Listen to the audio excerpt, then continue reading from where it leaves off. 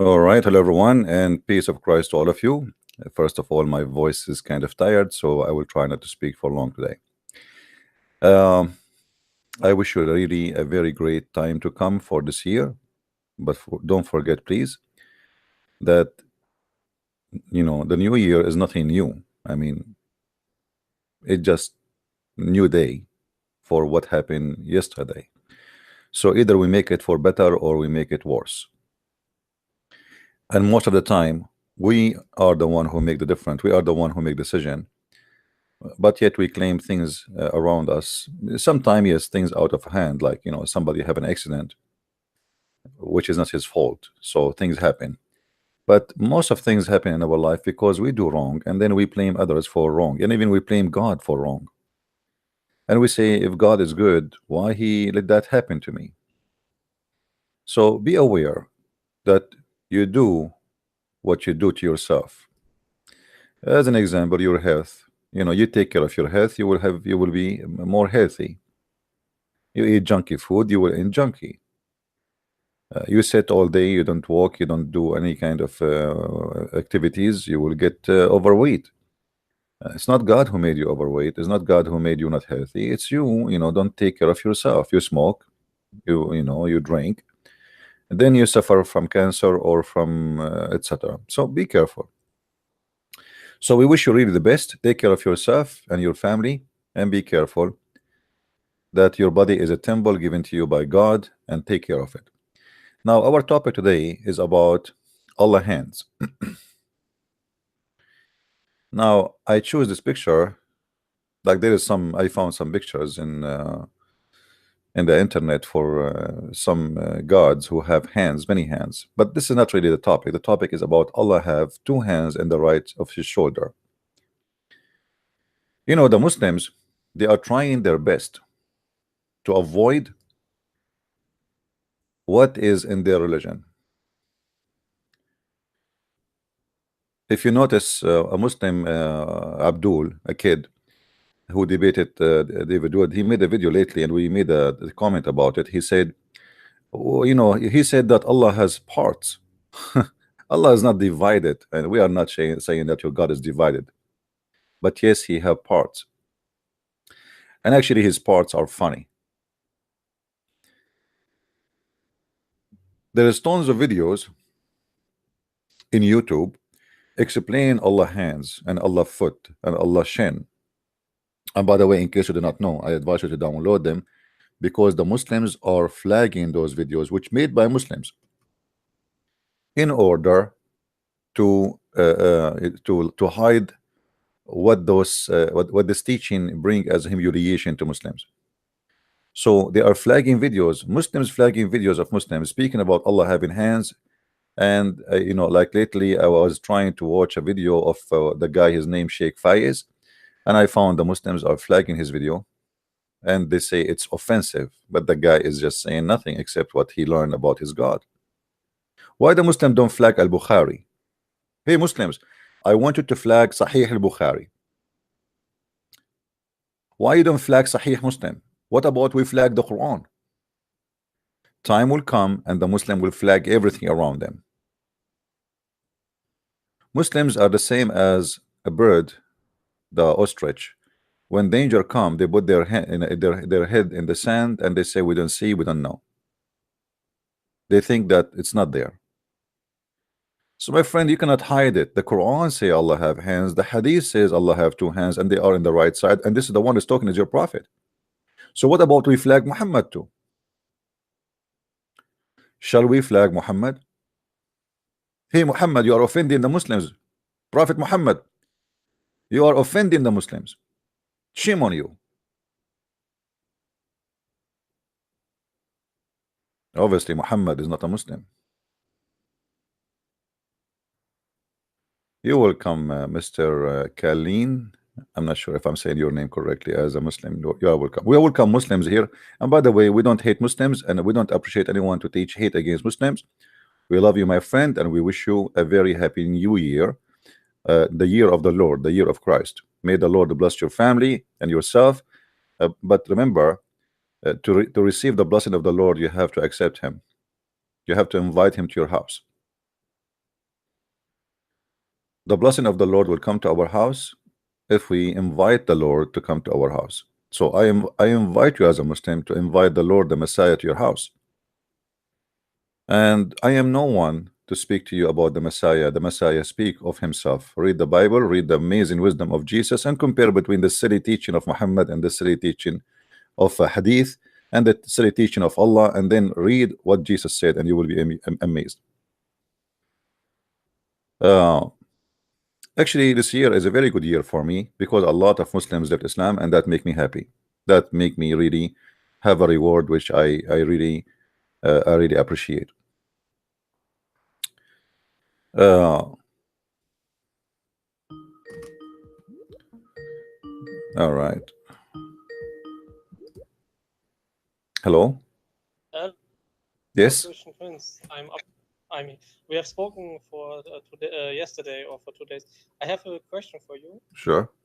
I want to know whether the scholars who translate from Arabic to English are lying to me in a specific case. I have sent in the chat a picture About of eltafsir.net because I have watched a video from you, and it was about Surah 9, verse 49. 49. Okay. Yes. And then I have seen what you said, and you have proved it, of course. And then I went to eltafsir.net to Jalalain. In English, they changed the as usual. Yeah, and can you show me that in Arabic from No problem. Jalalain, it's the story which happened in reality? No problem. You know, remember always, Yes. the one who wrote history about Islam is Muslims, right? Yeah, okay. Of course. So anything they say there, if the Muslim they will say to me, Christian Prince, you are lying. That's mean they are lying about their prophet. It's mean they are lying, not me, right? So the Muslims, in order to get away with the madness they have in their cult, they accuse anyone who say anything embarrassing about their prophet. They say to him, you are lying, you know. So, and always you will notice that the English translation far from what is written in Arabic. Okay. You know? So if we go right now, I will go to Al-Jalalain. You know, we have a Jalalain in English, and we will go to Al-Jalalain in Arabic. Yeah. Let us see. Wait, I'm searching YouTube again where you are live. You are live with yeah, I'm live. Arabic. Let us see first. Arabic. Let us see first what Ibn Kathir will say in Arabic. Okay. Okay. I have seen that a lot other scholars are saying the story. So which one you want? Okay, wait. Okay. Now I on YouTube again. When you go to our chat, you don't need it to go. When you pick Jalalain. You want the Jalalain. So you want the Jalalain. Yes, because in English they tell me a different story, that the person who doesn't want to fight had been said, no, I don't want to fight because I can hold me back. I just want to see that this is a lie. So okay, let's see. That is more clear. I'm just trying to find the Jalalain in Arabic here, so we can go there. Where is the Jalalain? Here we go.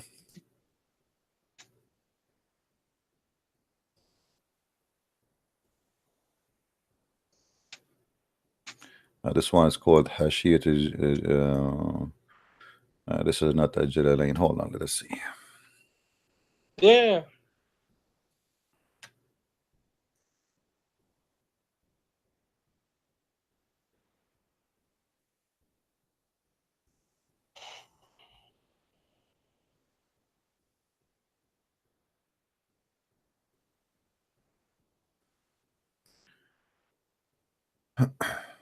Let us see.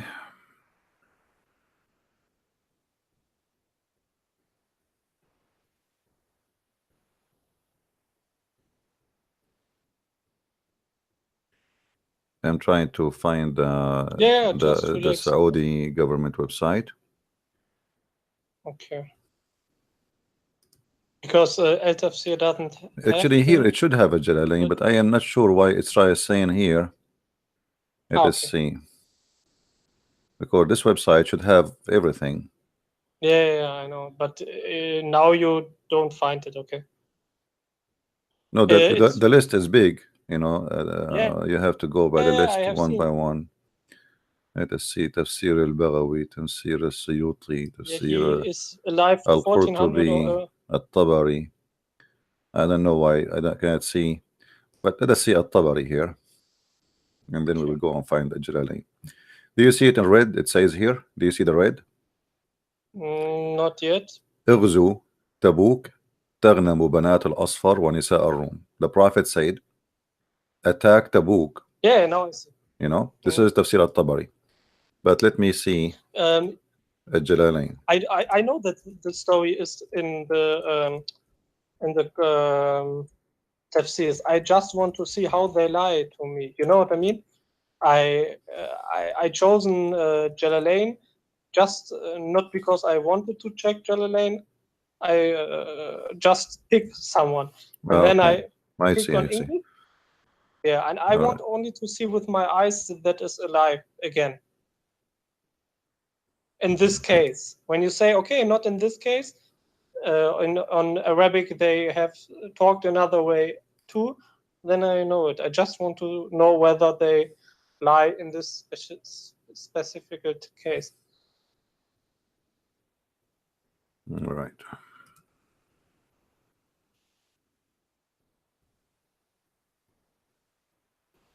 No, like you see, I am in the Saudi website, and I don't see a Jalalain in the list. I don't know why.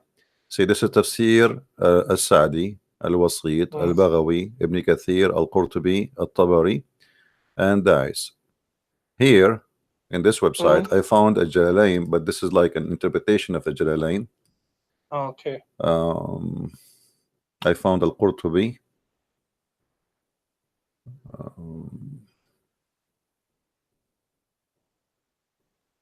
Okay, let's do this. لا تفتني.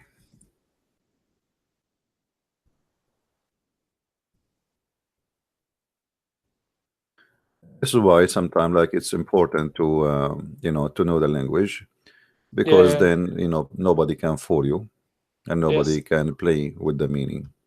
A friend of me today showed me a video from prophecies from Muhammad. I had to hold me back. Prophecy. Muhammad have a prophecy? Yeah, he just I found you at Jalalain. I found you at Jalalain. Okay. It says here.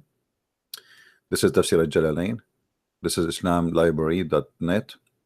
Yeah. It says, and some of them they say, please like excuse me and don't tempt me by temptation, like, you know. So then he says, and some of them they say, excuse me, don't I will not go with you in war, and don't tempt me. It was the man, his name is Ajud ibn Qais. قال له النبي, the Prophet, he said to him, can't you handle the blondie women? Which mean like he's trying to tempt him, like, don't you like the blondie women? And he said to him, and I am actually in love with the blondie women, and I am afraid if I see them, and I will not be able to hold myself. Okay, but that is the same what Al-Jalalain told. Yeah, that will be close to the English one. But why is it a little bit different to that what the others say, or is it the same? But you will notice here, actually, if you go in the English translation, because this is part one, part two. If you go to the English translation, you will see the English translation is even longer, right? Do you see how short here it is here? You know. Yes. So I'm not sure really if there is a page to come after that here, because I click, there's nothing. You see, this is what I found in the internet in front of me. I don't have the book with me to open it Okay, in that page to see exactly what is written there. But I searched the internet, and here we go. It says Tafsir al-Jalalain, and it doesn't give more details. But more details can be found in other interpretation, like At-Tabari, Al-Qurtubi, etc. You know, yeah. But in this case, they didn't. But wait, when I go to our chat, I have. I just want to see the English version. Maybe whether they left that Muhammad told them, "Do you not?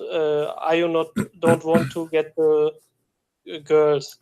Yeah, but remember, Jalalain, like he is a new scholar compared to the rest, you know. So he's like a person who defend Islam.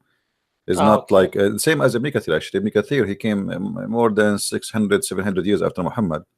So the more you get close to that our time, the more the Muslim, they filter their explanation, try to make it look nicer, because people, they have more knowledge and they are smarter and they are more educated. You know what I mean? So stories which was taught in the old days, it's not fit for today. So what they try to do, they try to filter it.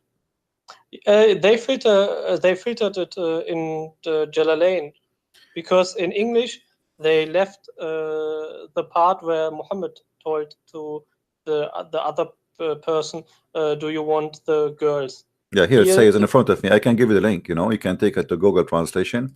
It says that the Prophet, he said to him, do you have a handle? Do you have a patient? Like, and you can't do you like is seduce him with the blondie girls, Bani al-Asfar, which mean, you know. Now they say here, they will say to you, he is not talking about women here. He is saying, can't you handle the children of the Roman, you know, not about women. And the guy, he said, well, I am in love with the blondie women, and I am afraid that if I see them, I will not be having patience on them, you know. So what they will say here, that the guy is making excuse not to go to war, because he is because he is the one. It's not Muhammad seducing him. This is what it says here in Arabic, you know. And that is the but this is not. But this is a different story. This is a different story. You see, if we go to the earlier, the early stories, you see At-Tabari, and At-Tabari is a 310 after Hijrah, you know. So he's a lot earlier. You will find that he mentioned that. So obviously, you know, they took off the story from here, and you know, they try to filter it to make it like the guy, he is the guy who is saying I am, you know. I understand. But the story, but the story is so different. Now, what is the prophecy they told you? You said to me they told you a prophecy. Wait. I searched the Arabic word. He sent me a video where many prophecies, most of them are garbage, and told me without any hadith number. It's just a video from a scholar in the new time, and then he told me a prophecy about a satellite. That would be nice. Can you give it to me?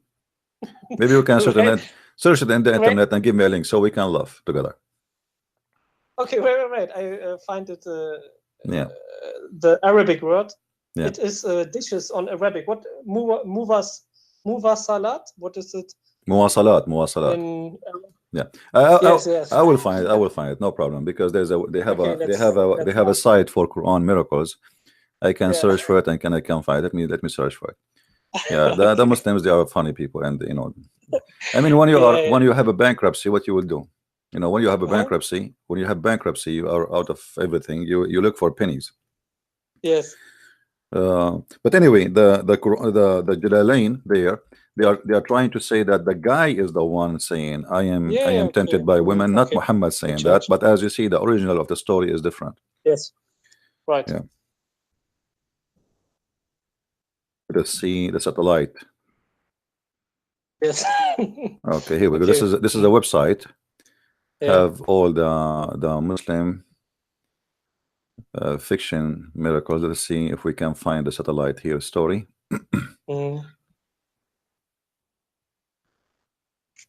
Until now, I don't see the satellite.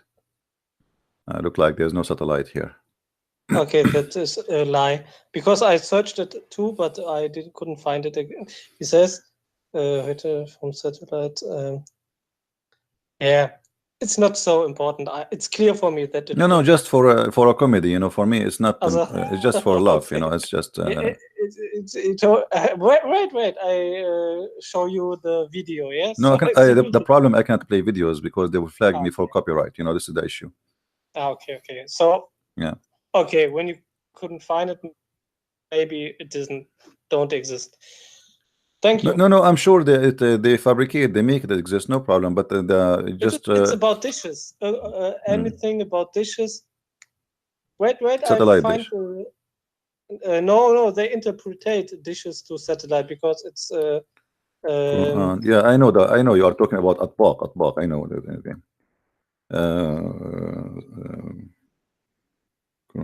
Spirit search in the internet speak about satellite dish. When you saw here's a video, 1,300 years ago, he predicted that satellite dishes, TV sets, and earphones. Yeah. Right. May, for example. Yeah, I saw actually here. Yeah. Okay, let's see this one, and so we can laugh together. Okay. Just for a comedy. Yeah. Okay, that's cool.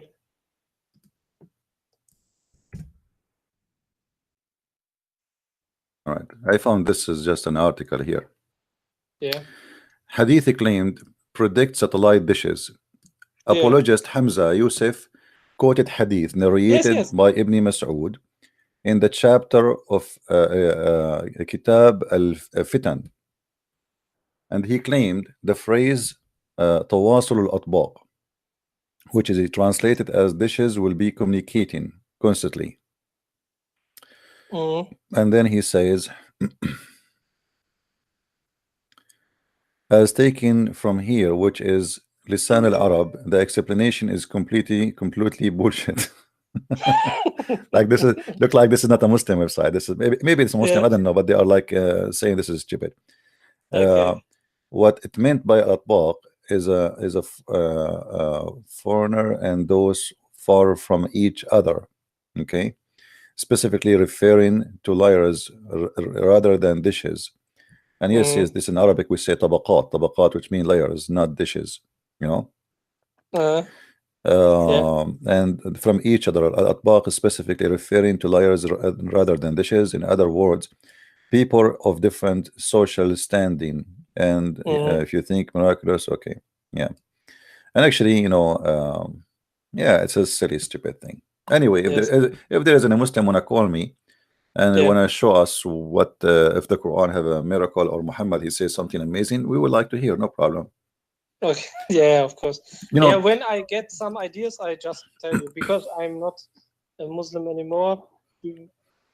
I'm happy for you, my friend. Happy that you left. Yeah. Look what this Muslim he said in the text. Look what this Muslim he said in the text. I made a screenshot. He said,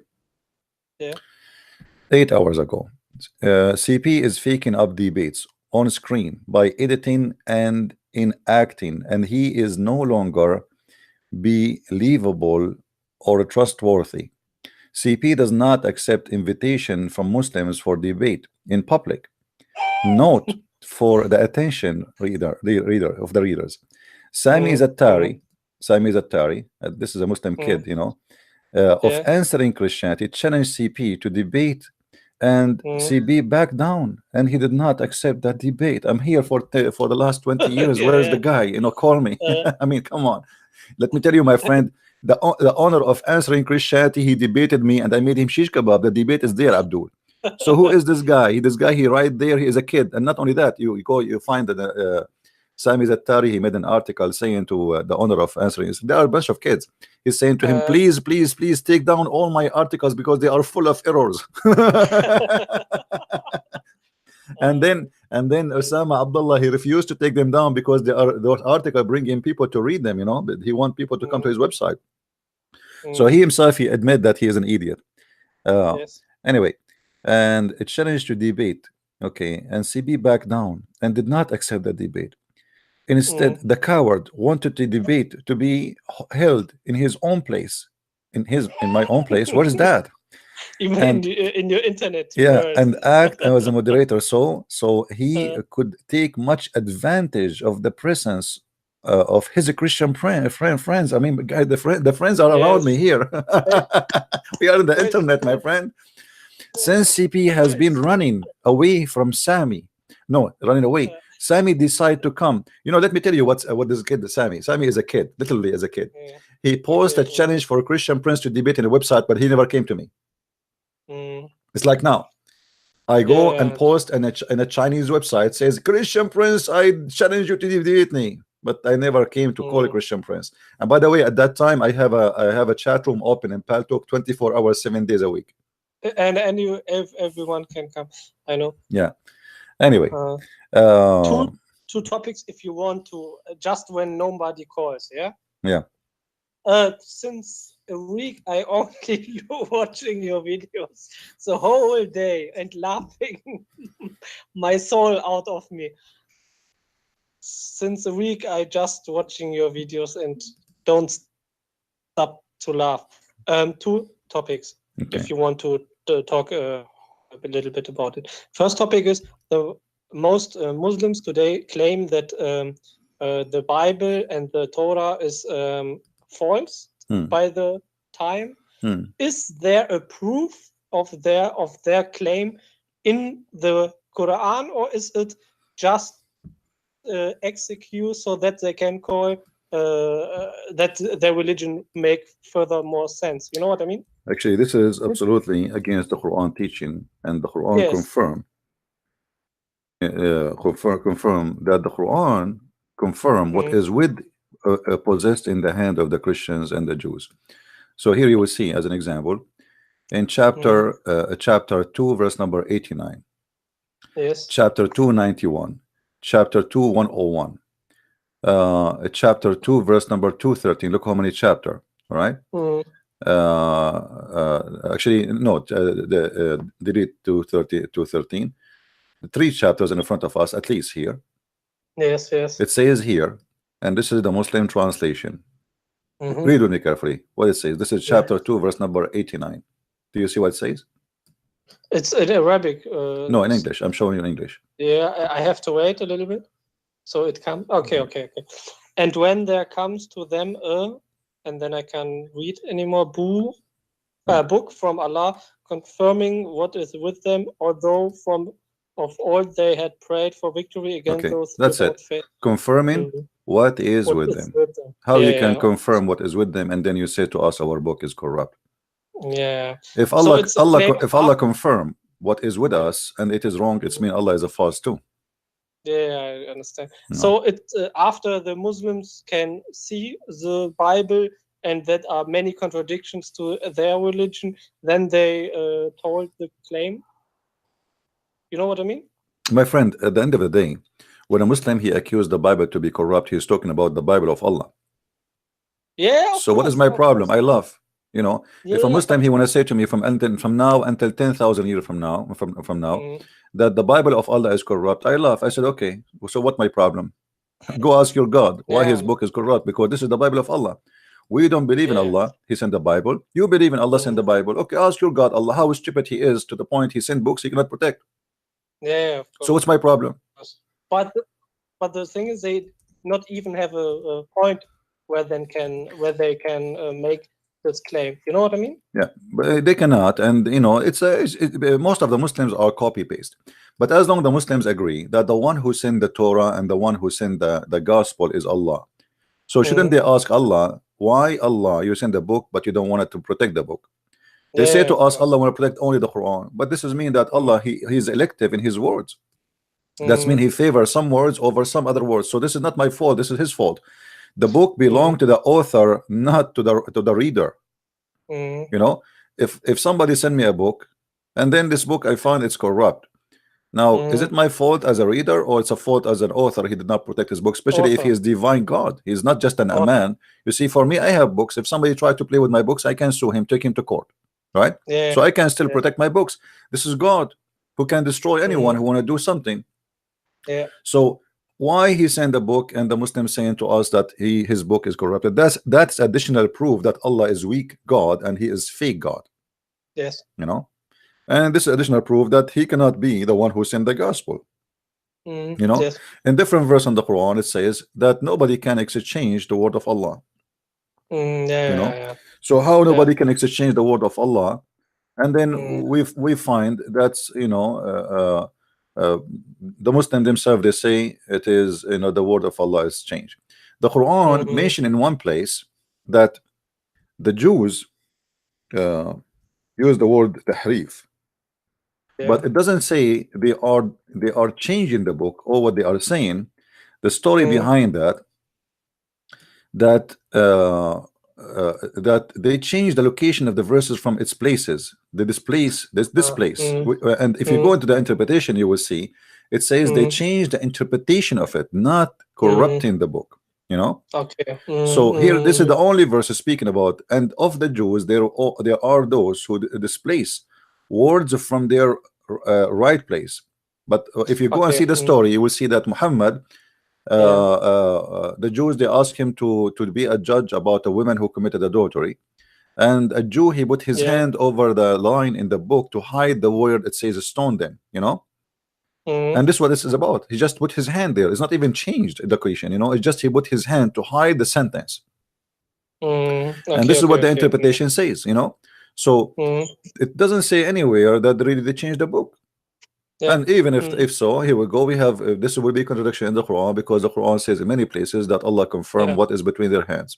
And the contradiction to the and not to forget that Muhammad himself, he took an oath on the Torah. Okay, so how it's corrupt, and then you take an oath in the Torah, you know, that's mean you are corrupt too. Make no sense. You know? Okay. Another question. Why? It's a question what I didn't understand as a Muslim until now. Why they claim that Jesus wasn't crucified? Just because Muhammad, he said so. Muhammad, he followed a sect. You see, did you ask yourself why the Muslims don't make fun of Jesus being born of a virgin? Why they don't make a joke? They don't make fun of that because simply the Quran says Mary, she was virgin, correct? Yeah. So it's not because it's logical. It's just because the Quran says so. Otherwise, if the Quran did not say that, the Muslim, they will make fun of us. They say, stupid people, look at them. They believe that even Mary, she was a virgin. So just because Muhammad, he said that in the Quran, they accept it. Nobody discuss, you know. So if Muhammad, he said in the Quran that Jesus was crucified, they will not discuss. They will say, yes, you know, this is the whole story. And the funny, if you watch debate of Muslims, like as an example, this kid, he was debating David. What he said, do you know that the book of John written more than 60 years after Jesus? 60 years or 90 years. Okay, hold on. So you don't accept somebody to witness for Jesus because he came 60 years after Jesus, according to you, who wrote a book. That not came, he wrote the book after 60 years. But you accept a guy who came 600 years after Jesus, who never saw Jesus, he never met Jesus, he don't speak the language of Jesus, to speak about what happened to Jesus. No, it's a comedy. So they are hypocrite, they are liars, and they shoot themselves in their own foot. At the same time, where is the Quran? You see, they talk too much about the Bible is corrupt. They don't have even a single book of Muhammad Quran. What is the Quran of Muhammad? No, there's Hafs is not the Quran of Muhammad. Even Hafs Quran, we don't have it. Even Hafs, we don't have it. We don't have Hafs. We have recitation of Hafs. They claim that this is a recitation of Hafs according to Uthman, according to.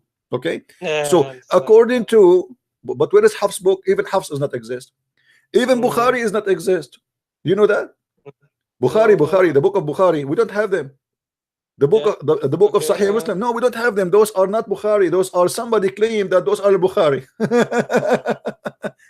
Somebody claimed that this is a copy from al-Bukhari, but they don't have al-Bukhari. So they don't have the hadith, and al-Bukhari came 300 years after Muhammad. Okay, so how a guy who came 300 years after Muhammad, he will collect what people said about Muhammad? Make no sense. It's not a good protected book from God. It's a madness. It's a collection of stupidity, and the more you learn about it, the more you laugh. Okay, two questions for Christianity, because I want to know more about it. All right. First, as in the time as a Muslim, I thought that the Bible isn't protected. but I have seen in one of your videos that you told it's just the translation which is not protected, and we have enough scriptures from the Manuscript. original scripture. Manuscript. Manuscript Yes. in the language which it is revealed. You know what I mean? Yeah, like we have like as an example King James version. It's just a translation. So there's many translation, but if you want to go and read the Bible in the original script, you go and read Aramaic or Hebrew or Greek. Same time, you will notice that in Christianity, the more manuscript we discover, the more it's confirmed, which means like always there's a new manuscript is uncovered, but they are in total agreement with the old ones. Is not like something to contradict or destroy. So you will see even the translation is getting better, when they translate, because more manuscript is coming and more manuscript is making it more clear. So when we say the word of God is protected, for me, what is the word of God is not a story. It's not really, it have to be letter by letter, because at the end of the day, what is meant in a book is for me to understand what the Messiah want to say to me. Is not translating word by word. Imagine I say, if somebody like Jesus, he said, the one who drink from my water, he will never be thirsty. A Muslim, he said to me, Jesus here saying, drink my piss. Okay. So it's depend what you want. I mean, if you want to see it in a silly, stupid way, here we go. It's the same statement. He make it as about piss. I see it in different way. So Muslims are silly people. They try to find something in the Bible and to prove Islam. As an example, Didat was making fun of the Song of Songs for many years.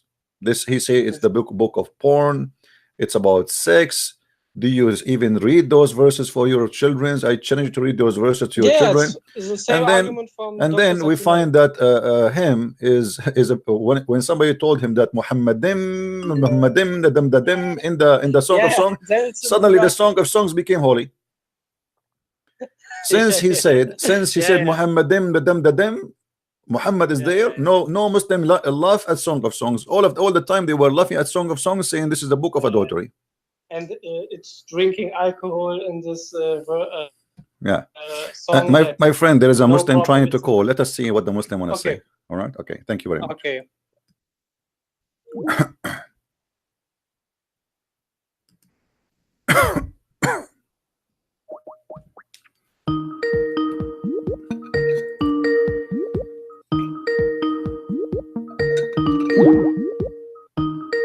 Answer, Abdul.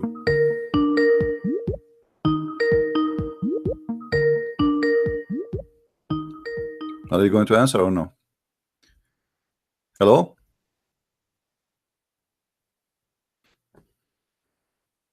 Are you there? Hello?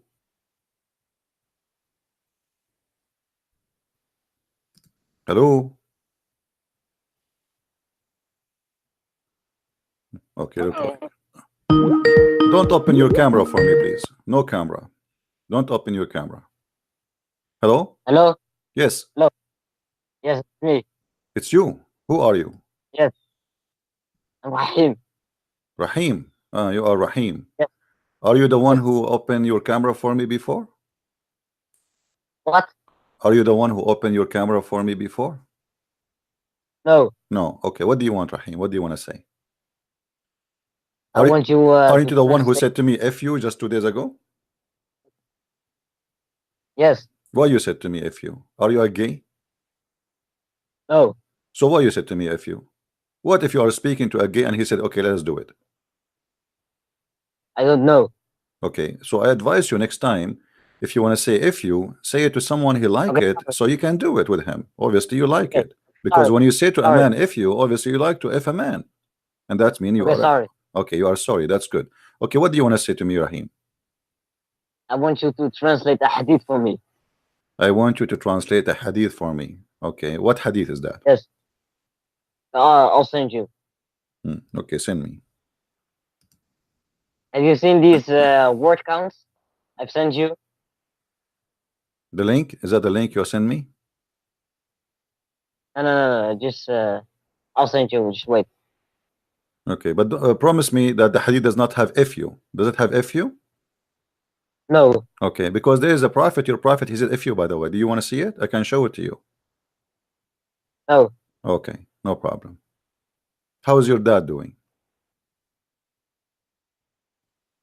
Good. No, and your mom, they are fine? Yes. Okay, don't forget, please, before you go to sleep, brush your teeth. Now, where is the hadith? Yes. Yes. Wait. I'll send. Hmm.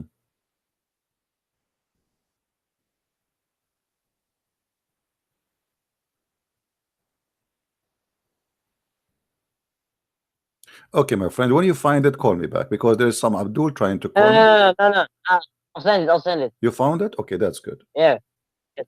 To go to Hadith 124. Okay. One hadith 124. Okay. Yes. What Please translate 124 it is for me. saying? What is that? Let us see. 124. Okay. Let us see. حدثنا غندر عن شعبة عن etc. عن أبي قال كنت آخذ بلجام دابة عبد الله فقال أنتم أدمتم البيت فلم تدعوا حجرا على حجر قال نحن على الإسلام قال وأنتم على الإسلام ثم قال ماذا قال ثم يبنى أحسن ما كان فإذا رأيت مكة قد بعجت كأظائم ورأيت البناء يعلو رؤوس الجبال فاعلم أن الأمر قد أظلك. Okay, what is that? What does it say? Is that Sahih Hadith? Is that Sahih Hadith? It is the most earliest written Hadith. Okay, who is talking there? Muhammad.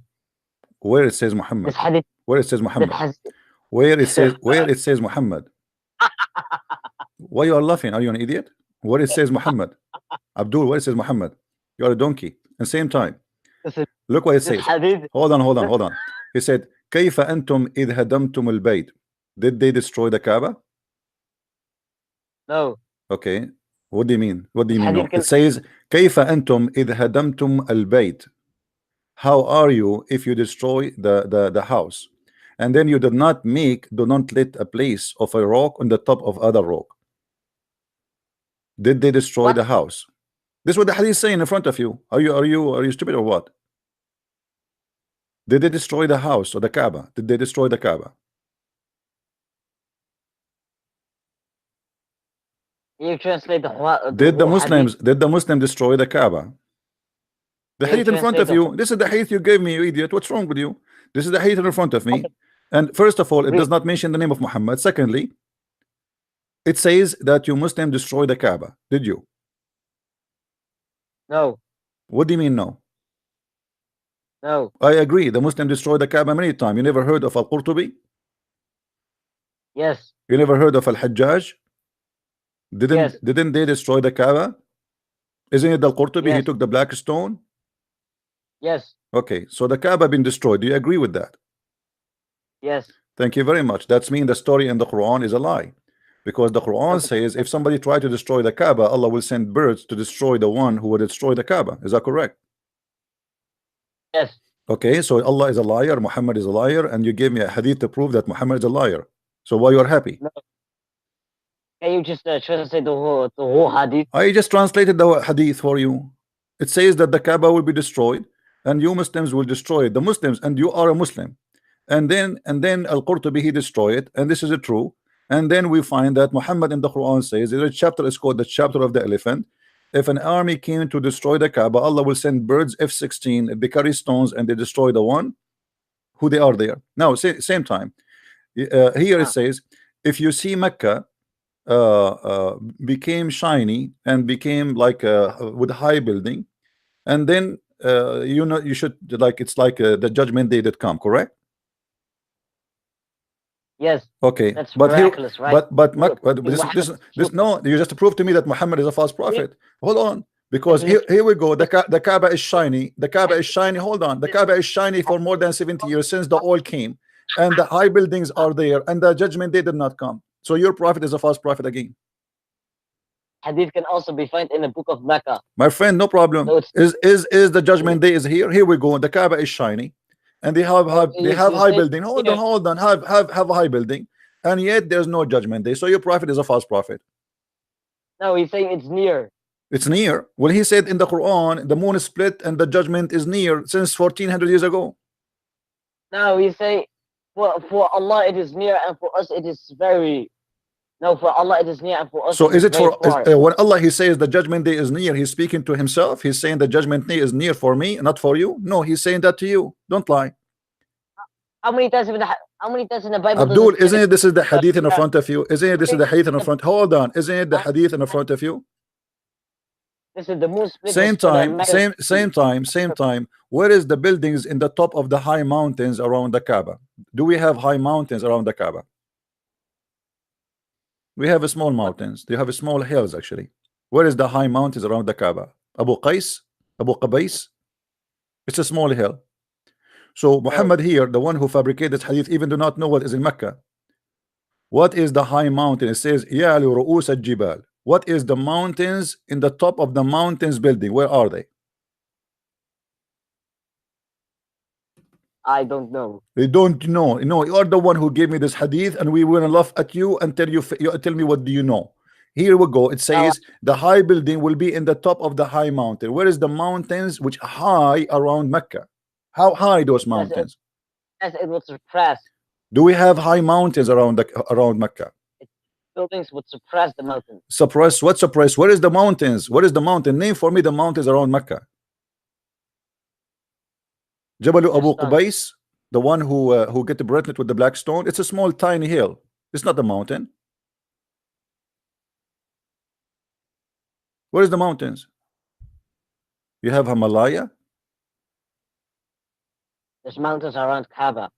Those are mountains. Those near- are not mountains. Those are small tiny hills. We can go right now and see Mecca. Let us go to Google Earth. All right. Or we can go and look at pictures of Google. Hold on. Everybody will laugh. So you gave me what you claim it is, and by the way, it does not even mention the name of your prophet there, but we will go with that. It can be found in the book of Mecca. Hold on. Let us laugh together. Muhammad said it. Don't be sorry for bringing me this hadith. You are the one who brought it to yourself, so we will laugh. Okay.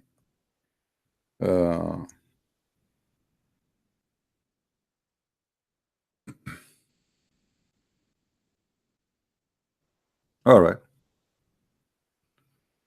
This is Mecca. Let us show the city and what is around it. I will show the picture which is showing. There's no real mountains, it's small hills. Let us see. Maybe I should go to Google Earth and we see. And there's nobody building high building in the top of them. The buildings are down in Mecca, not in the high mountain. Hold on. Everybody will laugh at you in a second. Okay. Let us see. This is maybe it's better to go to Google Earth. Hold on.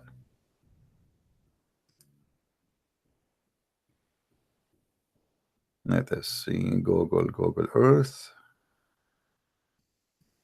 All right. Do you see my screen? I will put it for you on the screen. Yes. All right. Yes. Okay.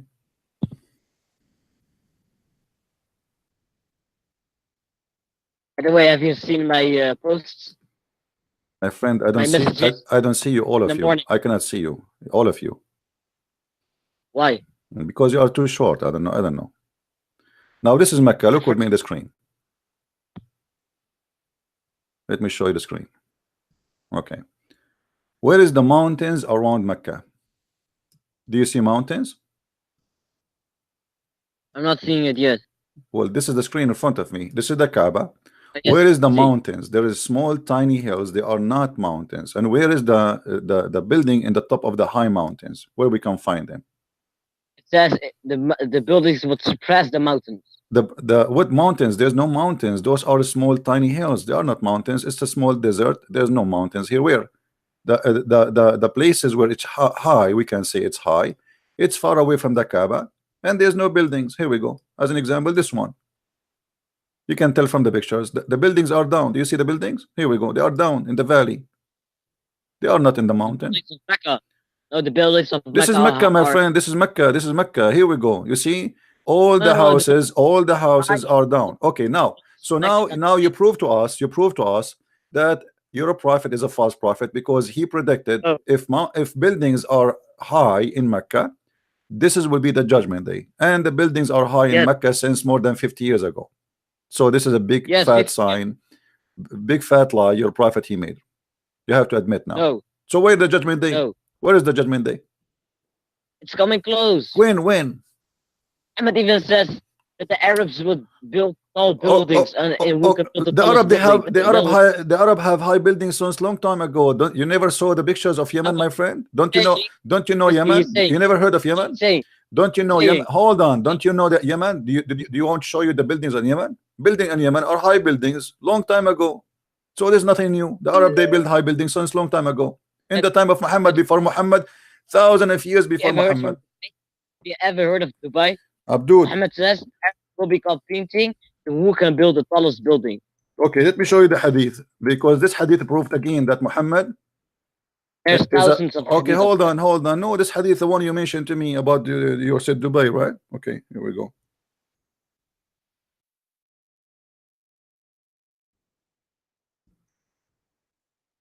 Let me find it so everybody will laugh. Okay.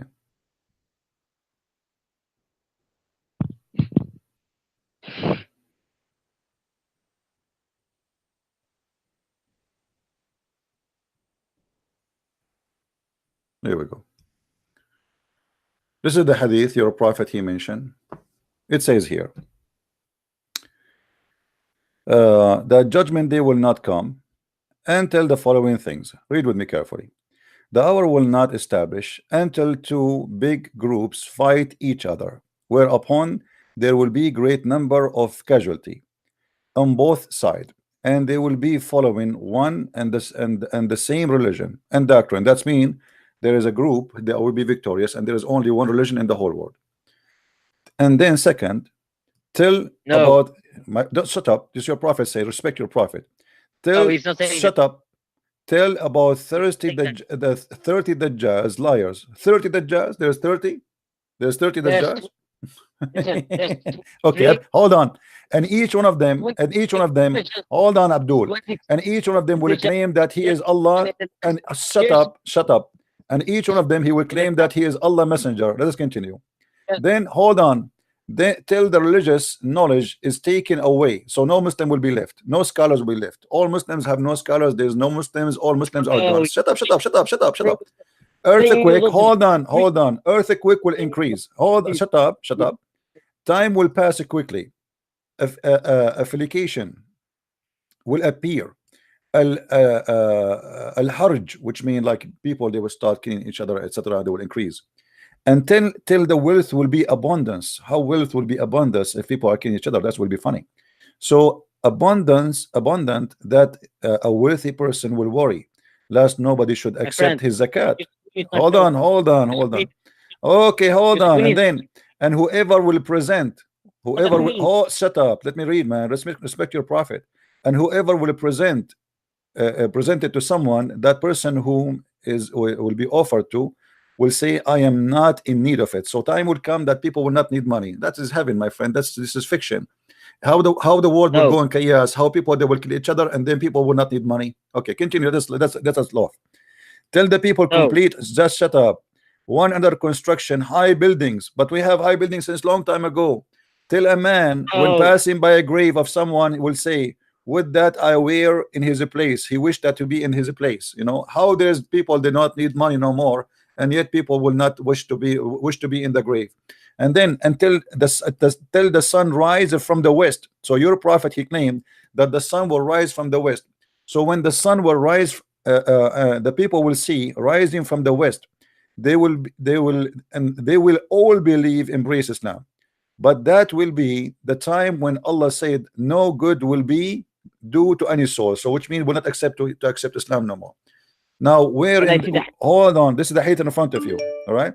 No, I'm seeing it. So So if we go by hold on, if we go by your prophet, he said that there's a 30 Dajjal will come first, and then war between two groups will happen. Okay, name for me the 30 Dajjal will happen before Mecca have high buildings. Name the 30 Dajjal. First, there's 23 Dajjals already up here in the last 50 years. Name them for me. Name them for me. The 30 Dajjal. They claim to be the Prophet Muhammad. Google it. I don't want to call them. You are the one who knows. Tell me who are they? Those three messengers they claim to be the Prophet of Allah. 23 has already appeared. 30 Dajjal, not a 23. Who are they? Who are the 30 Dajjal? Give me the names. Okay, give me the name of the first one. Go Google it. I don't know where to go. You're a Muslim. Tell me. Come on. Can't you tell me? Give me one. Who is the one? Okay, I'll Google it. Oh, sorry, guys. You don't see my screen. I apologize. I just noticed you don't see my screen. So tell me who are they? The 30 Dajjal, because all those things have to happen before the rest will happen. So the first one, too big a group will fight. Well, we have too big a group fought already long time ago. It's called this, the First World War and the Second World War, and maybe in the future we'll have the Third World War. Now, and then all the people, they will become one religion. Obviously, this is not Islam. What is that religion? Christianity. Number 3, till all the people till we have 30 Dajjal. Who are they, the 30 Dajjal? Name one. I'm Googling it. So as you see here, Abdul, if you look with me, the one about high buildings, it have to happen long after all those lists of things happen, which mean after the two groups after the two group fight, after the 30 Dajjal pass, and then after the religious taken away, which means there's no scholar left, and then after that earthquake will happen, and then time will pass quickly, which means time will be shortened, and then al-Hajr people will kill each other like in a madness, and then the wealth will be abundant and nobody care for money. And then after all those things like 9 and etc., and then in number 9 they will accomplish high buildings. So what your prophet saying, hold on, what your prophet, he said, he's proven to us that all of this is a lie, because none of the 8 happened before the high buildings. The high buildings already there. He's not saying this will happen, then that will happen. Then no, it says that. Read, Abdul. Read here. Read with me. The judgment day the hour will not be established till number 1, big 2 group fight. Number 2, till etc. Number 3, number 4, number 5, number 6. You're a prophet. He put them in order for a reason, supposedly because they will happen in order. Stop. And then when the sun rise, shut up. Let me get you busted. He said when the sun rise from the west, then people will convert to Islam, but that will be too late. So the last thing will happen when the sun rises from the west. Stop lying. He's not saying you brought a shame to your prophet. You call me to prove a prophecy. You prove that you are dumb like your prophet. Oh, you are a big fat liar. Well, here we go in front of you. It says that the first thing will happen, the first thing, the second thing, and the last thing. The last thing. What is the last thing your prophet has said? What is the last thing will happen? The sun will rise from the west. Do you agree? Where does he say then that will happen? It says here we go, and then here read me. Until the sun rise from the west. So when the sun will rise and the people will see it rising from the west, they will embrace Islam. But that will be the time when Allah said no good will do a soul believe in them, because this is judgment day. That's it. This is the judgment day. So the judgment day will happen now when number 11 happened, where the sun rise from the west. And then everybody say, oh Allah, please, we will be a Muslim. But then he will say to them, no, it's too late. That's it. So this is the last thing to happen. So you just prove to me, and I want to say thank you, Abdul, for calling me, for proving Muhammad to be a false prophet. Wow, big fat lie. It's not saying it will happen in order. It says the last thing will happen is what? What is the last thing will happen? Okay, hold on. I have another Abdul trying to call me. Maybe he's smarter than you. Okay. Fuck you. Fuck you. Okay, no problem. You know, thank you for saying Quran. Hello. How are you? I'm fine, my friend. How are you? I'm good, my friend. I heard that your prophet is a prophet these days. It's my friend. Tell me, could I? I'm just curious to know. Aren't you the one who called me before? You said you are a friend of Zakir Naik. You remember me, but why are you blocking me, my friend? I did not block you. I saw a female calling me. I thought it's a female. It was the same picture as before, my friend. I don't know. I did not notice the picture, but I saw the picture later. I saw it's a Muslim calling me, because Muslims, they always call me and they say to me, "We like your voice." It's like Sean Connery. So let me ask you: are you satisfied with the question you asked me before and the answer, or no? No. Here was the issue. My friend, I don't want to fight. Can we not fight? No, it's okay. We can fight. I like fighting. It's okay. You tell me to shut up all the time. You tell me shut up. Because you don't let me talk. The second I start answering you, you start taking over the mic, and you don't let me talk. So why you call me? I agree. It's not fair. We must give each other a chance. All right. Now, the thing which was concerning me, and in relation to the discussion also, which we need to tackle, Isaiah 7:20, read in conjunction with 2 Samuel 22:11 and Deuteronomy 22 verse 28. More importantly, Isaiah 7:20 read with 2 Samuel 22:11. Can we share that on the screen? And just basically, tell me your conclusion. Tell me your conclusion. Okay. Well, if you look at Isaiah, you see, you had on your screen about Allah having 2 hands. There's something about that in the hadith. Now, here's the situation.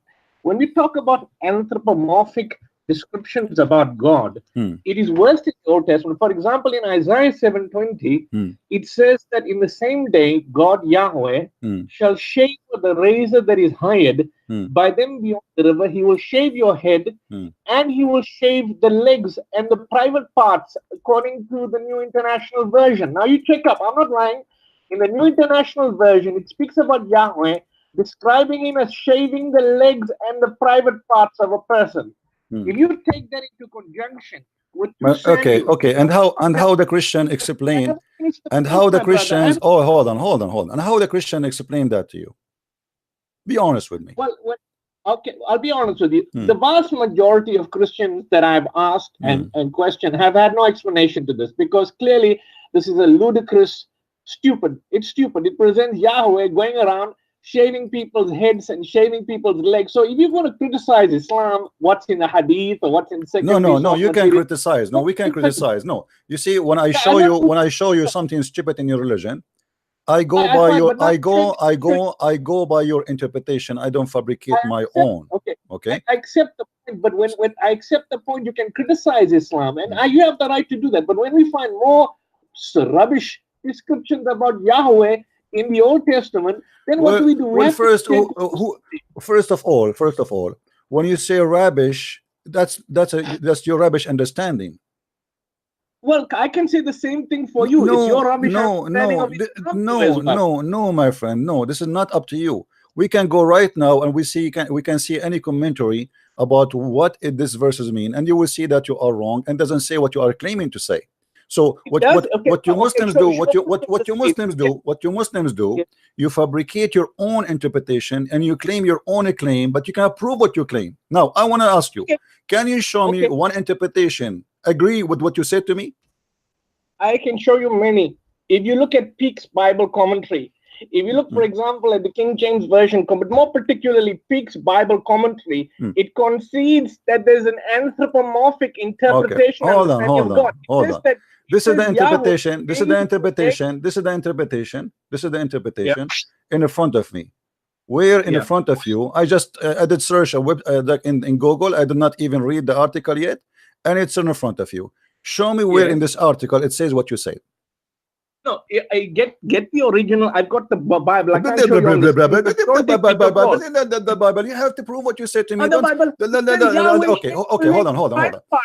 My friend. So we have our interpretation. Who ruled over those beyond the river? The head and their hair and the feet shall be also consume the beard. This is not what you claim. This is not what you claim. You are a liar, my friend. You are a liar. You are a liar. You are making things as not there. This is a shame of you to fabricate a story. You know, You know, it's a shame My that friend- Muslims, when I say something to you, I show you Sahih al-Bukhari, I show you At-Tabari, I show Al-Jalalain, and we will see that this is what the Muslims agree. Now, My friend- when I show my you, friend- when I show you that Allah, He have two hands in the right side, is that true or I'm lying? Yeah. No, it's a lie, It's a lie. So why It's a lie. why it's a lie? because the Quran does not contain that. Okay, so you are saying your prophet commit a lie, and he said Allah, He have two hands in the right side. I'm saying the report cannot be accurately traced back to the prophet. So but why that's not so the why point. you are Yeah, saying it so speaks why about okay so you shaving are the saying legs you are private saying that this hadith is not sahih, is that correct? You see, this is the problem, Mr. Christian Prince. Hmm. Even if something is contained in Sahih Bukhari, there are various categorizations within Bukhari, within Muslim, and we debate this for so many years, and you can't get it. Okay, But let me ask you, do your God Allah have hands, yes or no? No, he does not. Where you get this from? Surah Ikhlas. Okay, let me ask you, you said you are a friend of Zakir Naik, correct? Yes, Okay, this Zakir Naik said that Allah have a hands and he have a body. Did Zakir Naik say? I can't remember. I don't care if you remember or not. not. I'm saying to you, Can- if can I Zakir Naik, he said that, are you willing to say right now, and you claim that you are a friend of Zakir Naik, are you Yes. willing to say that Zakir Naik is a scumbag liar lying about Allah? I'm going to say that Zakir Naik does represent the Salafi view, and according to some of My the friend, Salafis, don't tell me they he do have- represent. You are the one who said to me, by the way, I am a friend of Zakir Naik. Suddenly you don't My friend, I don't have to agree with suddenly you don't want to friend him no more. So do you agree with Zakir Naik or you don't agree with Zakir Naik? Yes or Where does no? he say that? Can you show me where he said Allah has two hands? No on his problem. left side? No, Show me where no, he said that. he did not say Allah have two hands on the right side. He said Allah have a body, and this is what I said to you. Allah have a Where he body, said Allah that? have hands. Allah, he said that. Where he said that? He Where said he that. said that? What if I Where- where show me- what show if I me. show you what you will do? Then I'll agree that that's what he said. But can you show me what But he no said? problem. I mean, The point if he so why he is saying that if this is what he said? But why are we talking about Zakir Naik? You're running away from the Bible. I'm not You running said away. that- I'm not running away because you are the one who No, mentioned to me. You you see, said- you said to me, hold on. You said to me, by the way, if you want to debate Zakir Naik, I am a friend of him. I did So say that.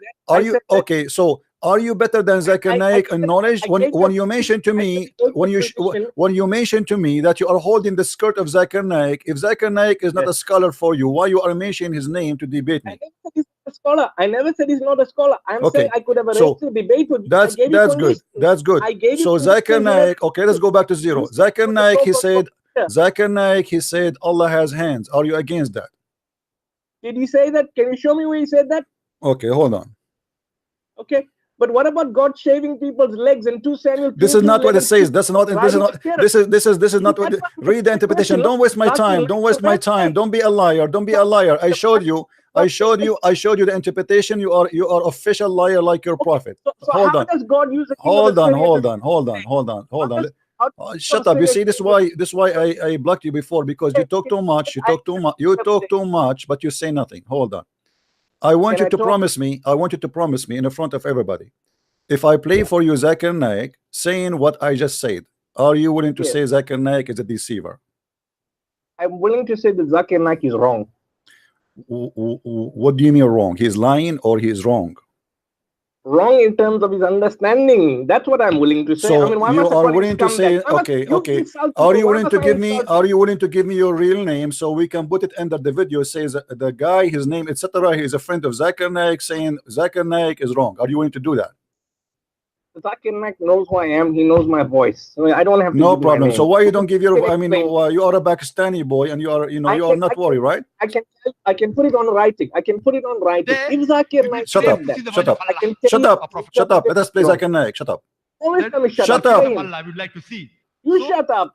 Listen to Zakir Naik getting you busted, Abdul. Listen. Allah has a body, but not And like God you shaved are. your legs. Shut up. and shaved your Shut head. up. You see, you're ashamed. You're ashamed. You're ashamed. Same. You see, we believe that God, He created Adam in His image. You Muslim, you say God is not a man, but then we find that Allah is an octopus. Allah have two hands in the right side. And when we say to you, this is a hadith, you say to me, it is not sahih. The hadith in the front of me said this is sahih hadith, and you try to get away with it. Why you Muslim, you say it is sahih if it's not sahih? Now listen, shut up. You see, this is why I hang up on you, because you don't let me talk. Let me play Zakir Naik and everybody will laugh. Shut up. Here we go.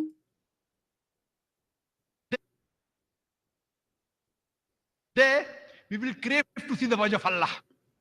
A prophet said, the face of Allah we would like to see. So Don't call me. Wait. Let us play the file. Shame on you. has a body, but not like you and mine. Allah has a body, but not like you and mine. Did you hear it? Allah have a body. Who said that? Your friend, brother. So you Muslim, you have a body of God, but your God have no spirit. This is how shameful this religion is. They say to us how you worship a man, but their God have a body, and he have two hands, and he is funny, and he looks stupid. Don't call me now. I have to play first the rest of Zakir Naik. We want to laugh, my Abdul. Come on, show respect. Allah says in the Quran in Surah Shura chapter 5 to verse number 11, there's nothing whatever like Allah. He hears and sees. Nothing like Allah, brother. Nothing like Allah. Who care? Nothing like me too. Even science proved that nothing like my finger, nothing like my skin. Every human being is different. He have a different DNA. Every human being. Does that mean we are God? No. There we will crave to.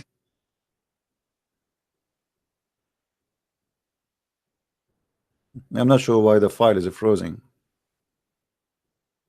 Let us see what's happening. Crave to see the wajh of Allah. A prophet said, the face of Allah we would like to see. So Allah has a body, but not like you and mine. Allah says in the Quran in Surah Shura chapter 5 to verse number 11, there's nothing whatever like Allah. He hears and sees, but he doesn't hear like you and me. For you and me require ear to hear. Allah, how he hears? Allah alam. Allah He sees. We require eyes to see.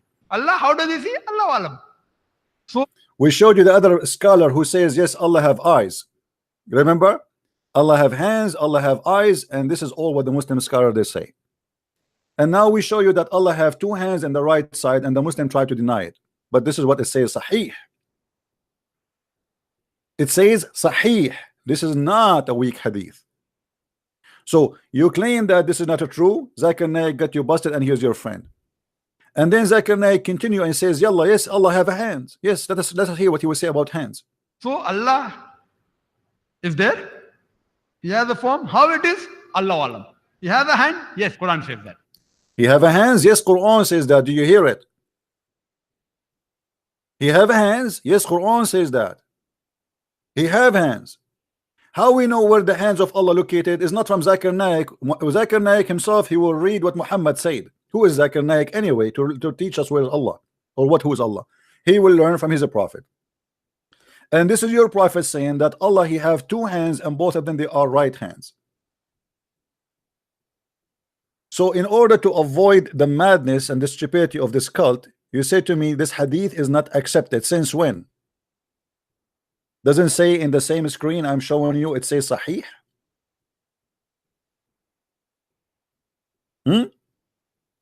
The game of weak and da'if. Even, by the way, even da'if one is accepted. Even the da'if, which means weak. But as you see, this one is Sahih. Considered by the Muslim scholar themselves, published, printed by the Muslim themselves, written, copy, memorized by the Muslim themselves, it is Sahih. Now let me call you back so we can love.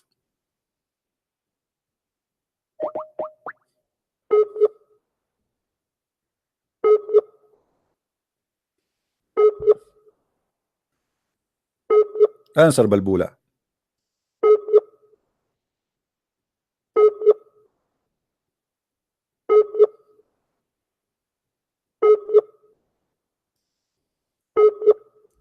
What happened?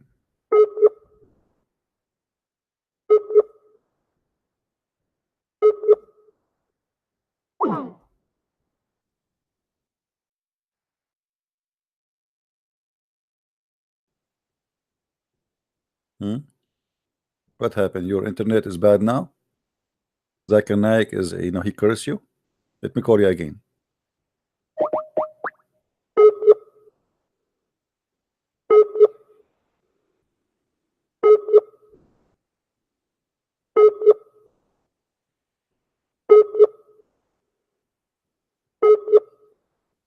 Look like his internet is bad. Call me if your internet is good, my friend. Fix your internet. This is what Islam is about, and we are laughing.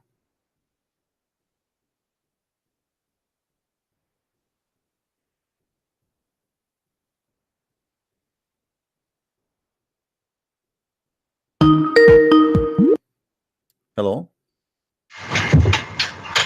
Hello. Yes, my friend. How are you? I'm okay. I'm okay. You still a Muslim? Mm-hmm. How come? What happened? Did you see a doctor?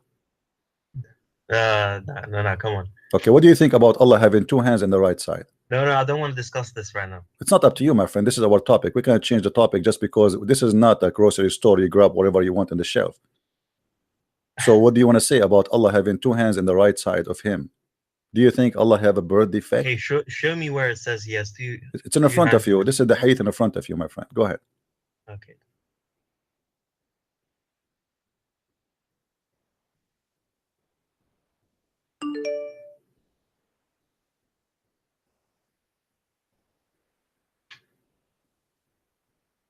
I think you're taking it too literally. I am not the one who's taking it literally. I just played for you Prophet Zakir Naik, peace upon him, saying yes, Allah have a hand, Allah have bodies. Yeah, but his hand may not be the same as our hands. No, sure, no problem, my friend. My hands is not like your hands too. Trust me. When I have a very nice hands.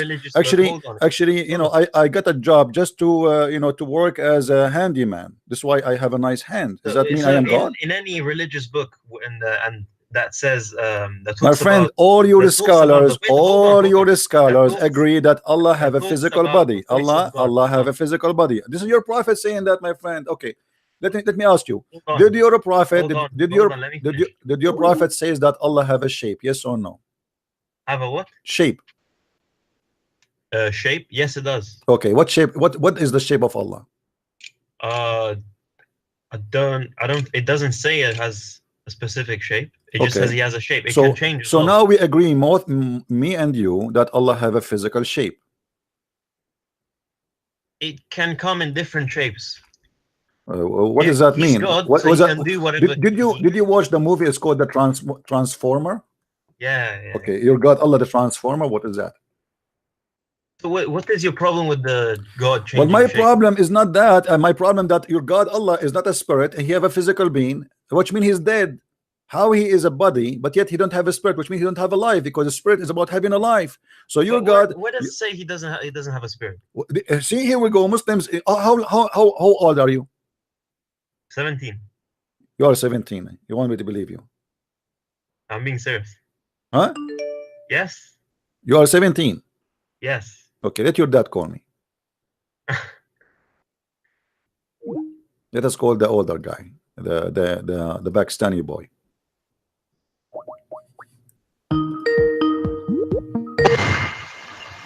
Yes, Abdul, how are you? Are you there? I'm not Abdul. Oh, you are the same person. Why you are calling me back? Oh, you called me. Oh, sorry, by mistake, my friend. I thought I'm calling the. You are not a Muslim? Yes, we just talked. Oh, okay, sorry, by mistake. Actually, sorry. You are 17 years old. Actually, you know, I want to call the older guy. Where is the older guy? Hold on.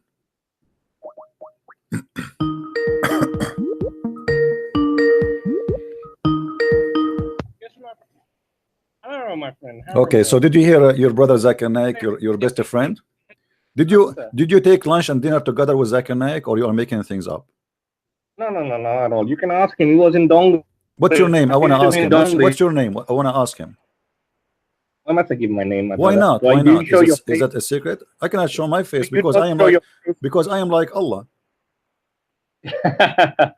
What's wrong? But you're not. You like yeah. Let me ask you. When Zakir Naik he said that. Why Zakir Naik? Not of those thousands of people listening. Nobody said to them, "You are a liar. Shame on you."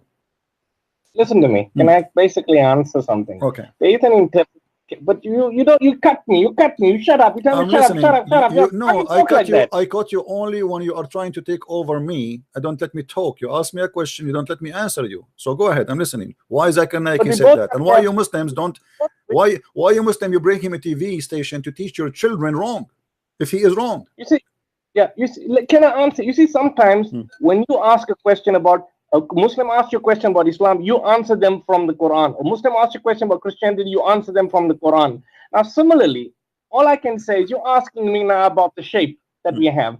I'm saying that Zakir Naik, for example, whatever he said, is no worse than what was contained in my original discussion in 2 Samuel 22 verse 11, which describes Yahweh as a dragon. Now, here's the point. For example, in 2 Samuel 22:11, dealing with the issue of Zakir Naik about having a face, there it speaks about Yahweh.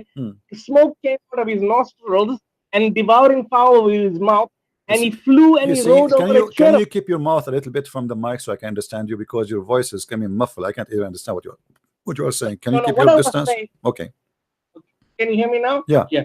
Now, what I was saying, what Zakir Naik was saying basically about Allah having a shape, but it's not like, for example, how humans are. We don't conceptualize it. All of that is no worse than what was contained in 2 Samuel 22 verse 11, which describes Yahweh as a dragon. There, for example, it says smoke came out of his nostrils, devouring fire from his mouth, Yahweh's mouth, and Yahweh rode up a little cherub. Okay, hold on. You see, I know what the Muslims do. Okay, you said your part. Let me say my part.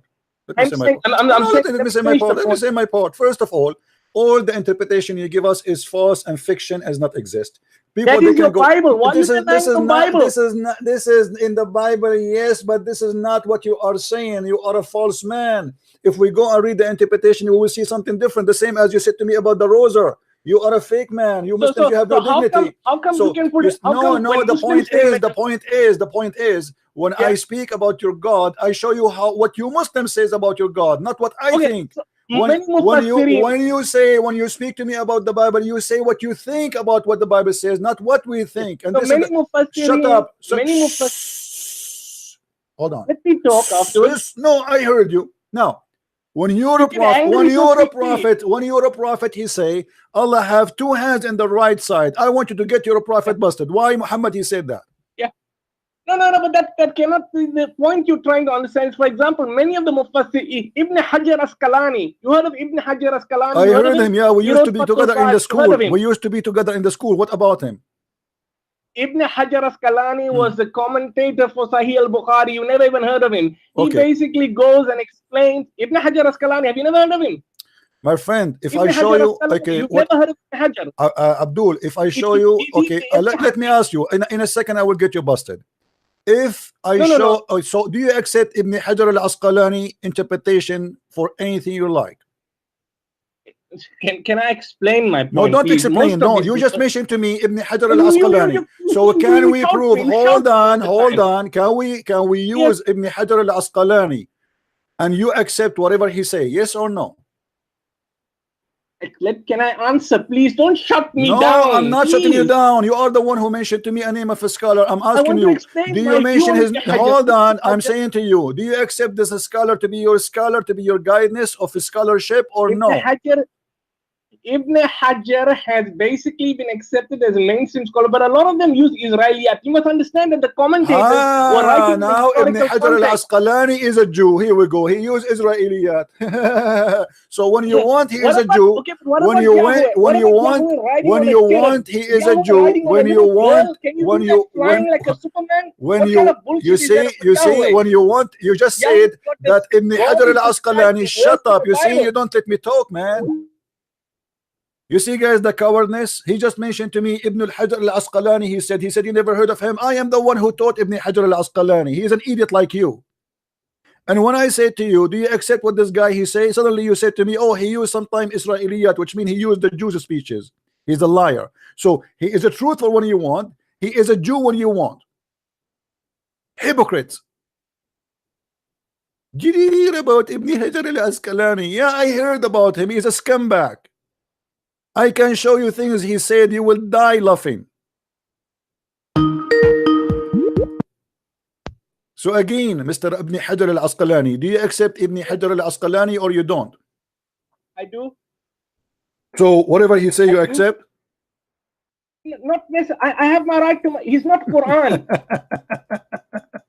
Do you accept that? Do you accept that Yahweh rode on a cherub? Do you accept that? Abdul, we don't accept your interpretation. You see, we don't accept your interpretation. The problem is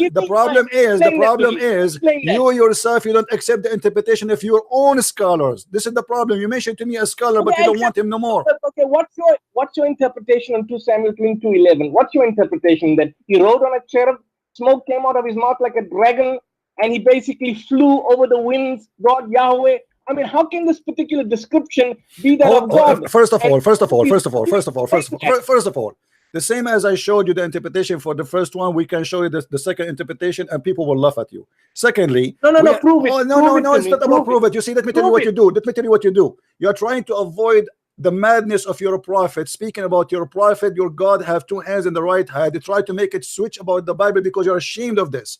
When we say to you, you call me, no. Everybody is laughing what you just said. People, they can type in 2 seconds in Google the verses you mentioned, and they will laugh at you. You are a certified liar. Now listen. When I challenge you, I prove what I say, and I show you the interpretation of Muslims. Can you show me the interpretation of the Christians about what you say? They claim what you say. You cannot, because you're a liar. I can, brother. Because you are a liar. Okay, let us do this. Okay, hold on. No. Before you go, let us. No, you are the one who's afraid. I promise you. Hold on, donkey. Hold on, donkey. Hold on. I promise you. After we finish this one, we will go to the verse you want. Deal? Okay. Now, you said to me 2 Samuel, right? 2 Samuel 22, 8, 9, 10, and 11. All right. After we finish that, we will go there. Now, explain to me what's happening. So can we go to that now? Why are you afraid to go there, my friend? We will go there. What's wrong with you? We will go there, brother. We will go there, brother. Brother, we go there. You said 2 Samuel. Let us take a note. 2 Samuel what? 2 Samuel 22, 8, 9, 10, and 11. David's song of deliverance. After we finish here, we go there. Now, your mic. Explain to me. Explain to me. Okay, we will go there. We will go there. Explain to me. Put it on the screen. Don't be ashamed of the Bible. Abdul, you are a potato. You are trying to avoid to speak about the madness of your prophet. Now, explain to us why your prophet lying about your God have a body and he have two hands in the right side. The Quran comes from the Prophet ﷺ, and the hadith are questionable, which speaks about that. What happened is some of the Arabs had an anthropomorphic concept of God, and so they basically believed in that. The problem that we need to understand, if you look at Ibn Hajar Asqalani, and let's assume for the sake of argument that we go with him, most of the Muslim commentators would say, for example, Zamakhshari, Tafsir Kabir of Fakhruddin Razi. I don't know if you're familiar with these. They all would say that it is metaphorical, for example, that the language is allegorical, like muhkamat mutashabihat. So why can't, if we can explain, if you can, for example, say that the biblical verses are metaphorical. Give me interpretation so we can, give me an interpretation we can read it from, my friend. Tafsir Kabir of Fakhruddin Razi. Tafsir al-Razi, you accept al-Razi? Tafsir Kabir of Fakhruddin Razi. Okay, do you accept al-Razi? Are you sure? Are you familiar with that? Okay, do you accept al-Razi, my friend? Razi was Mu'tazilite, but I accept his commentary. My friend, so do you accept al-Razi? Say yes, because I want to be sure that you will not say no later. Yes. Okay, here we go. Yes, this is al-Razi in the front of you in the screen. That's not Razi. It's not in the website. Okay, Razi hold on. is not the website.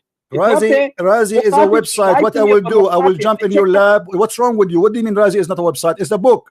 You see, I'll tell this. Let me explain. The last time you said you showed me Muqatil ibn Sulaiman, you remember that point? I checked up the website. That website does not have Muqatil. So you showed me something in Arabic. Abdul, no, it have Muqatil. You are a liar. Here we go. Let me show you Muqatil again. What are you?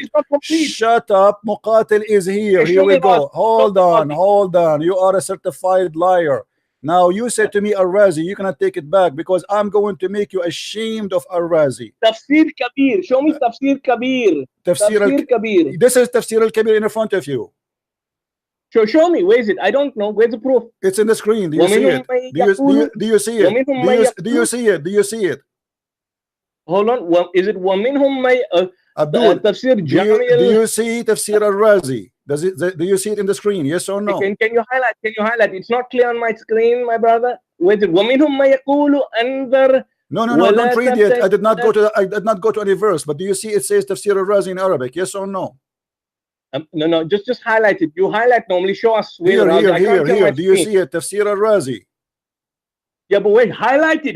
Can't you highlight? Abdul, the book name. Do you see the book name? Do you agree? This is the book name. Where about? Can you point out the arrow? Show me where. I'm showing you in the order. People, they can see it. Yeah, I see that. Yes, okay. I see. So now we agree that this is the book of al-Razi. Hold on. So we go to book of al-Razi. And you said the Razi is your scholar, correct? All right. So whatever Razi he says, we have to accept. Razi is all knowledgeable. Let us see what Razi says. Surah Al Imran, Hold chapter on, 3, hold verse on, 7. hold on, hold on. Okay, hold on. 3 verse 7. This is Razi. Hold on. This is Razi. Razi saying that your prophet saying that the Quran is saying that the women she have a sperm coming from their ribs and the man have a sperm coming from the backbone. No, hold on, because this is Razi. I want to show everybody in a second how you will change your mind about Razi, how hypocrite you are. Either you accept him or you don't accept him. And then look what he said. Hold on. Hold on. He said it clearly. This is how the man is created. There's a water coming from the backbone of the man, and the water coming from the ribs of the women. And then when those two they mix, they will make a baby. Do you agree with that? My brother, can I explain to that? Let's go to the verse itself. Read. Can I read? Hold on. Give me a chance to read so we can go step by step. In front of you. Here we go. If you look at let me. Okay. Here. Okay. Here we go. I will highlight and you read for me. Can I read? Can I read, my brother? Can I read first, and then we go. Read. Go ahead. فلينظر الإنسان مما خلق من ماء دافق يخرج من بين الصلب والترائب. And the word is, the plural noun is ترائب. Now we need to basically determine what tara'ib means. Most of the classical commentators like Abdul, continue. It says don't stop. Why you stop? Translate, please. Translate. Read and translate. I'm translating. According to Taj al-Arus, tara'ib means a pelvic arch. It says there Taj al-Arus. It says there the word Taj al-Arus in front of you. Taj al-Arus means pelvic arch. Abdul, does it say there Taj al-Arus? No, so why you are going out? Hold on. So we look at this. Look at this madness. Hold on. You just said you accept this guy whatever he say. Here we go. This guy in the front of you. Why you are adding words is not there. Just say what it says there exactly and translate for us. Translate for us. Translate for us. Can I? Want me to translate? Translate what is highlighted. Translate what is highlighted. دفق ما يدفق إذا انصب الرابع صاحب الماء لما كان دفق الطلق. You see, you made it blank again. دفق الطلق ذلك على الماء على سبيل المجاز. المسيرة الثانية قري صلبي بقتحيد والصحابي بطنفين وفيه الرب لغات صلب وصلب المسالة ثالثة طوانب المراء عظام صراحة حيث تكون الولادة. Am I right? My Arabic is very good. This is your Arabic now? I get dizzy. I understand nothing of what you say, but translate to us. Let us see if you understand what but you know Arabic, and you know that ta'arib means pelvic arch. Why are you running away from that? What is ta'arib? What? Ta'arib, the word that people are confusing is the word is what ta'arib. Okay, what ta'arib is? Now, listen to me. Listen. You must also listen to, because you raised the question. I never talking about God being like a dragon in the Bible. Here we go. Going to Surah 86. You ran away from that. Answer. You ran away from the God being a dragon, and you came to Surah 86. Abdul, read what your scholar he said. Does it say that at-tara'ib is idhamu sadr al-mar'a? Yes or no? And it is the location. And it is the location of the necklace. Yes or no? Is it the? Listen to me. According to the commentators utilizing Taj al-Arus. What commentator? What commentator? You choose one for me already. This is the one you choose for me. Why you are running away from him? Aren't you the one who said to me, this is the scholar I like? Razi, Fakhruddin Razi. What does he say? He says pelvic arch. So what is wrong with that? But the point he says what? He says what? He says what? He said what? Pelvic arch. What arch? He said, Abdul, stop being stupid. It says tara'ibul mar'a idhamu sadriha. Does it say that? Tara'ibul mar'a idhamu sadriha. The tara'ib is the bones of the ribs of the women, and it is specifically haythu takunu qilada. Let me teach you Arabic. You funny speaking Arabic person. No. Does it say that in the front of you? My brother, listen to me. Now I am not your brother. I am Because not your brother. And now you are a brother of the devil because you are lying. It's in the front of you. It's in the front of you, and you are lying. Does it say there? This is the location of the necklace. Yes or no? It doesn't say. It says pelvic arch. Okay, hold on. If I copy right now, in the front of everybody, and I go to Google Translation, do you agree, do you accept? Challenge. To copy Taraib. I will copy the whole sentence. I will copy the whole sentence. You are a scumbag. You have no dignity. You have no dignity. And not only that, let me show you a surprise. Shut up, you comedy. Shut up, you comedy. Do you see why I hang up on you? I don't respect you. You are a scam like your prophet. It's in the front of our eyes, and yet he says it doesn't say that. And not only that, you're a stupid Al-Razi. He said that the sperm of the man is coming from his brain. Read with me carefully and laugh, you idiot donkey. This is your Al-Razi, and so I'm sure now, after now, he will never mention Al-Razi again to be a scholar. Read with me. He says,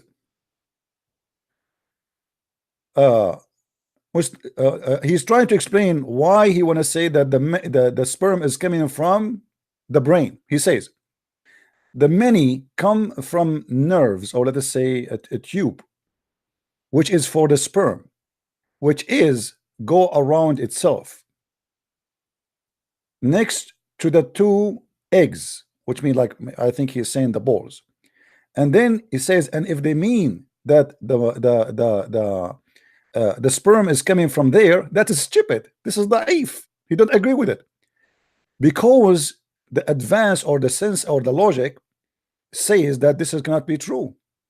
But most of the logic, or most of the parts which help to make the baby come to be exist, is the sperm coming from the brain. Hold on, don't call me, please. The sperm is coming from the brain, and the brain is the one who inherit, and then it goes to an-nukha, which means the nerves inside the bones, and that is a sulb. So he's saying to you that when the Quran speak that the sperm of the man coming from the sulb, which means the backbone, you know, see what they call it, this the spine. So the Quran is saying that the sperm of the man is coming from the spine. He says yes, it's coming from the spine, but in fact it's coming from the brain. I will copy. Let me open Google Translation so people will not say I'm making things up. See, now he don't want Al-Razi no more. Suddenly Al-Razi is bad. Al-Razi, this is your Al-Razi. Have fun with Al-Razi. Okay, we will go first to page number 1, starting from page number 1, where it says what is at-taraib. Don't call me buddy. What's wrong with you? I will block you. What's wrong with people? I just said don't call me now. Let me finish the topic.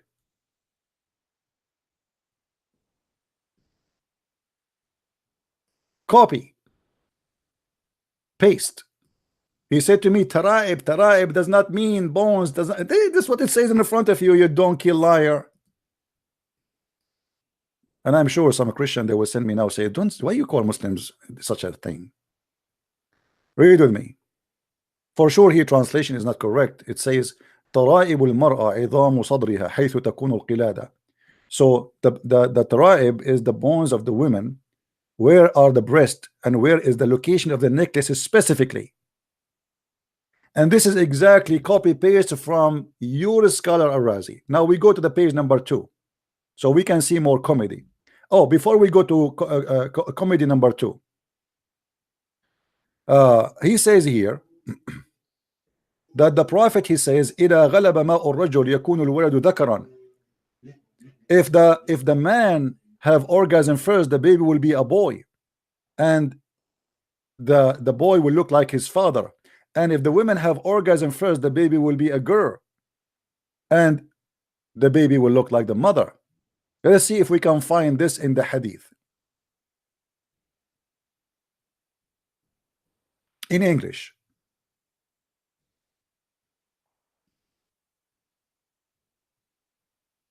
Oh, we cannot find that, but let us see. We can find something else. No problem. We can get Muhammad busted.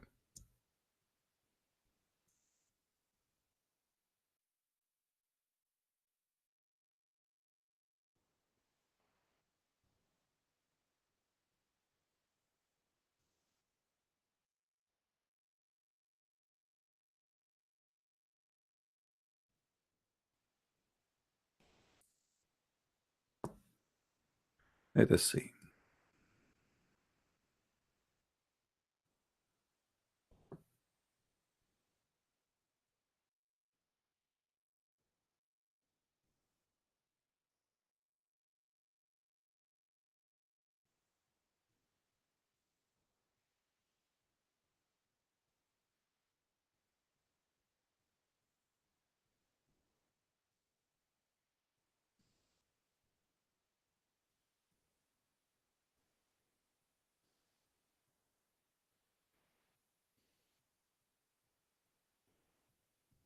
Sometimes you need to find the hadith exactly, the one that says it clearly, because in the Muslim translation, they lie.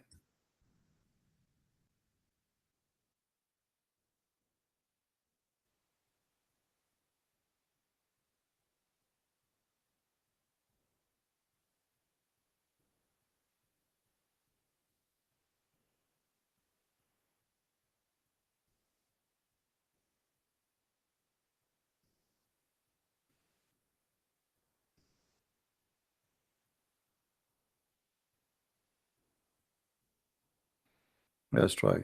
You know, I don't like to mention something without proving it. Reference.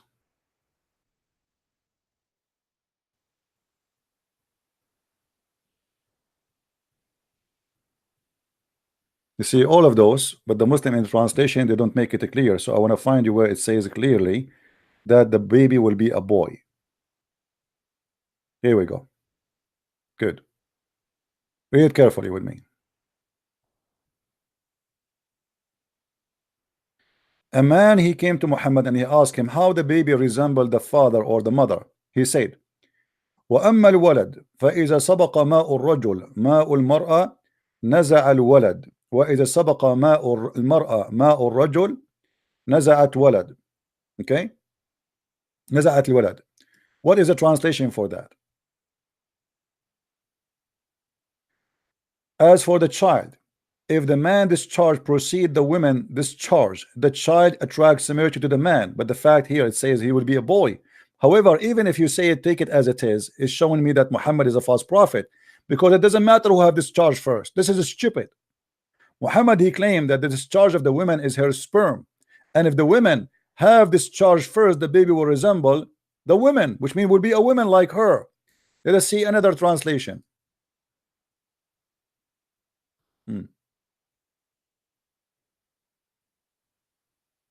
All of this hadith is the same.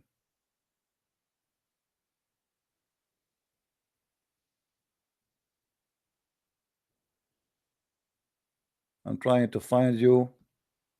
I showed this hadith many times before, but sometimes you want to find something right away, you know, it doesn't come. But anyway, as you see, the problem is the translation Muslim they try to present to us.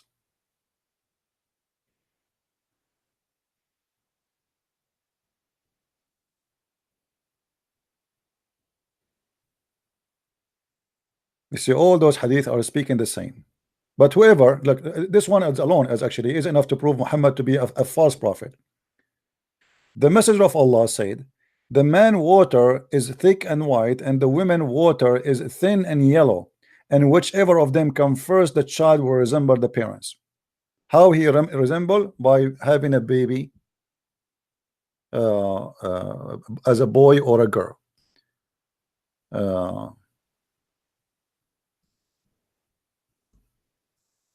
Still, I am not satisfied. I will try to find the hadith where it says clearly that is going to be a boy.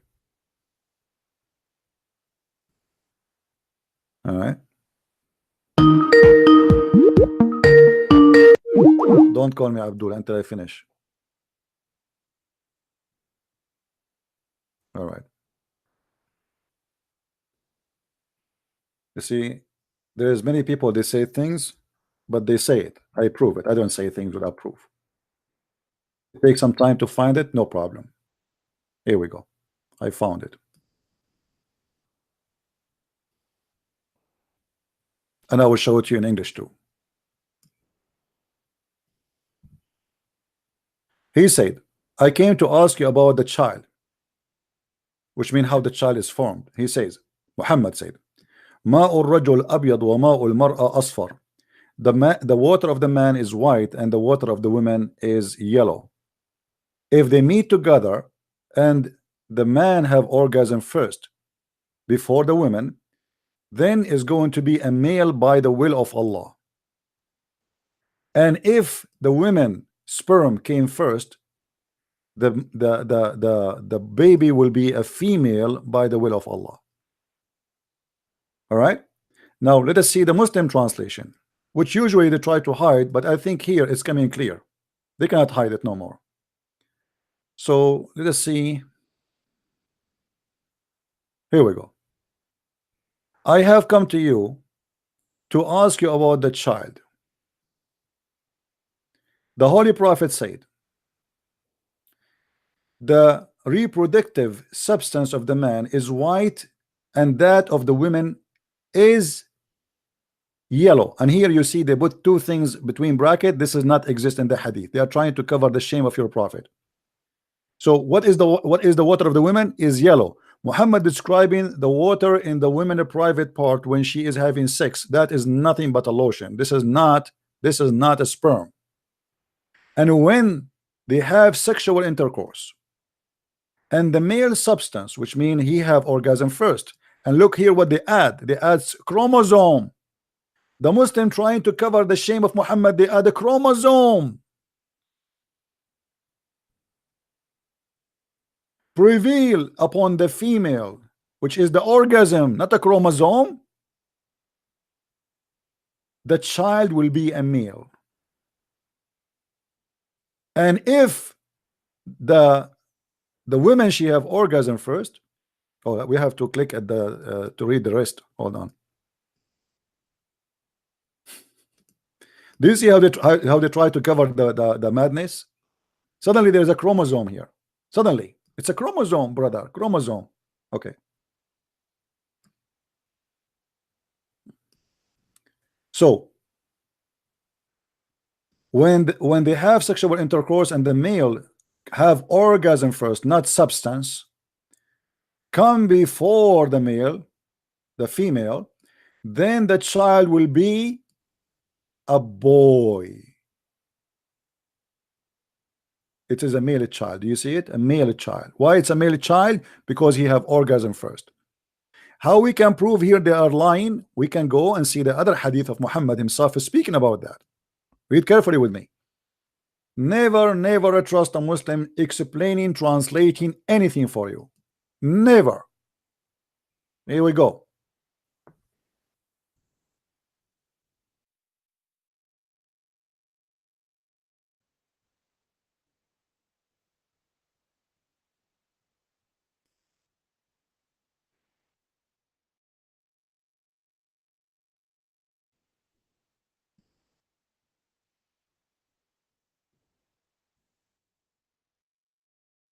My God is a dragon, right? All right. Where is the hadith?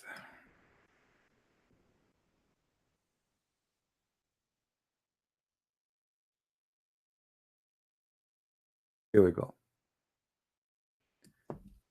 Is it clear here that this is about orgasm? This is not about a chromosome? Do you see it? Does it say here whoever comes first? In the other hadith translation, they fabricate tons of sentences just to cover the shame and the lies of Muhammad.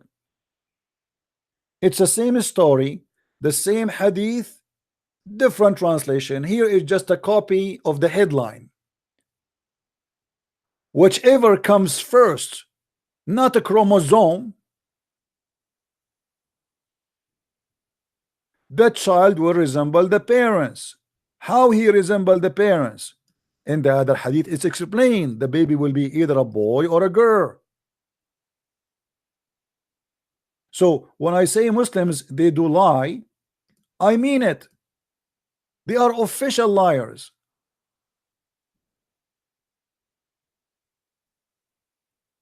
And here they try to add male substance. What male substance? Where do you get this from? What substance? It says whoever come first. Chromosome. Are you sure? And by the way, the baby gender is because the chromosome of the women.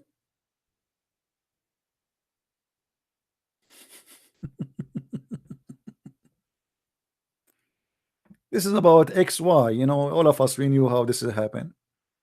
However, you will see here that Muhammad, he claimed clearly that the reason for that, why you are calling me, Sanid, why you are calling me? Can you hear me? Yeah, I hear you. Why you are calling now? You cut me off. Didn't before. you say you are 17 years old? I'm not 17, but don't worry about my age. I don't know. You said to me you are 17, so you were lying to me? Yeah, why do you ask my age? Because I want to, if you are a kid, I cannot talk to you. If you are underage, this is not a topic for children. No, I'm not underage. Okay, how old are you? I'm 19. 19. So you are over 30. What? You are over 30. You are a man, right? Mate, I said 19. You are 19. Okay, you keep lying. Okay, go.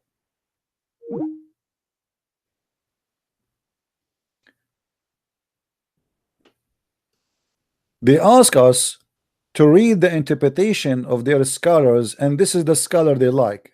The second we show them that the scholar is stupid, suddenly he don't want the scholar. The same he did last time. He said to me, read for me from Muqatil. And he said, I check it out. There's no Muqatil there. Let me get you busted, you liar.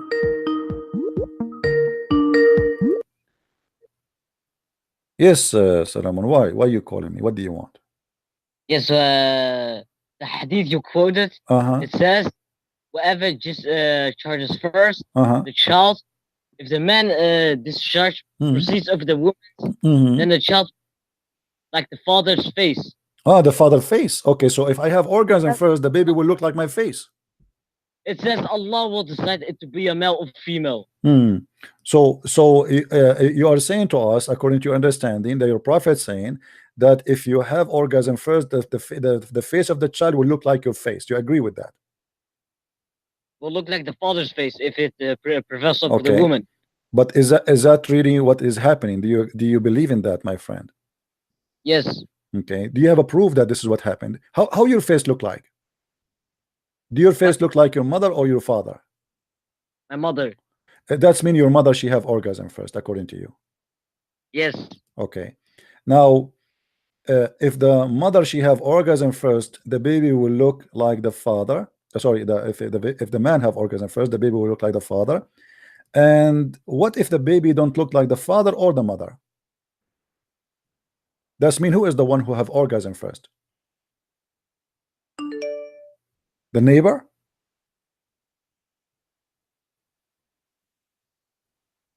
I have never seen a child in my life that doesn't look like the father or mother. No, you know, there's many children, they don't look like their parents at all. Look at you. What? Look at you. Look at you, how you look like. I look like my mother. Okay, that's mean it's not your father who have sex with her. Because your prophet said if the father he have sex with the mother, then and if he have orgasm first, the baby will look like the father, which means he will be a male. Not only he will look like him. So now you look like a male. You are not looking like your mother. My friend, it says in the front. Okay, read with me. Does it say here it's a male? Do you see? It says it's a male. So obviously the one who have orgasm first is the male, because it's going to make a child. It's going to make a male child. So you are a male child. Are you a male or a female? Just to be sure. It's a weak hadith. in many hadith it said. My friend, this is not weak. This is Sahih Muslim. This is Sahih Muslim. In many hadith it said the child will resemble the parent. Here it is just weak. It is trying to say it will look like the man. But this is Sahih. But this is Sahih Muslim, my friend. This is the only one saying, yeah, it will look like the father. It will be a male. We will what? Will be a male. Okay, so here we go. You said to me that your mother have orgasm first, but you came a male. How this happen? That's mean your mother. That's mean your mother is a male, because if the mother have orgasm first, the baby should be a female. But you said to me, you look like your mother. Saying that. It says that in front of you. It says if the man have orgasm first, the baby will be a boy. If the women have orgasm first, the baby will be a girl. And then in the other hadith says it clearly that whoever come first will resemble the parents. So, and you said to me, you look like your mother. So obviously your mother is the male, your father is the female. You are confused about the gender of your parents, my friend. In our other hadiths. Why does it say resemble in our other hadiths? Where it says that? Here we go. Let's read together. Here we go. Hadith. Okay. Only one hadith say it be a male because it was written 200 years after Muhammad's death. Okay. Okay. Here we go. It says that if the man orgasm come first, the baby will be a male child. Oh, this is the only one hadith is saying that. No, all the hadith actually saying that, my friend. All of them, they are saying that. It will resemble all of them, my friend. All of them. Okay, let me show you another hadith. Hold on. Let me show you another hadith. Okay, hold on. Okay.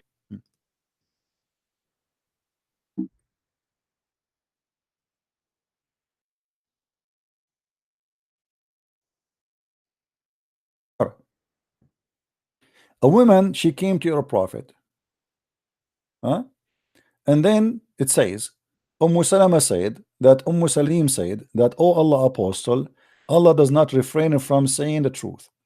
Is it obligatory for a woman to take a bath after she got you know, she was touching herself? You know, the Muslim women, they do stuff in the bedroom.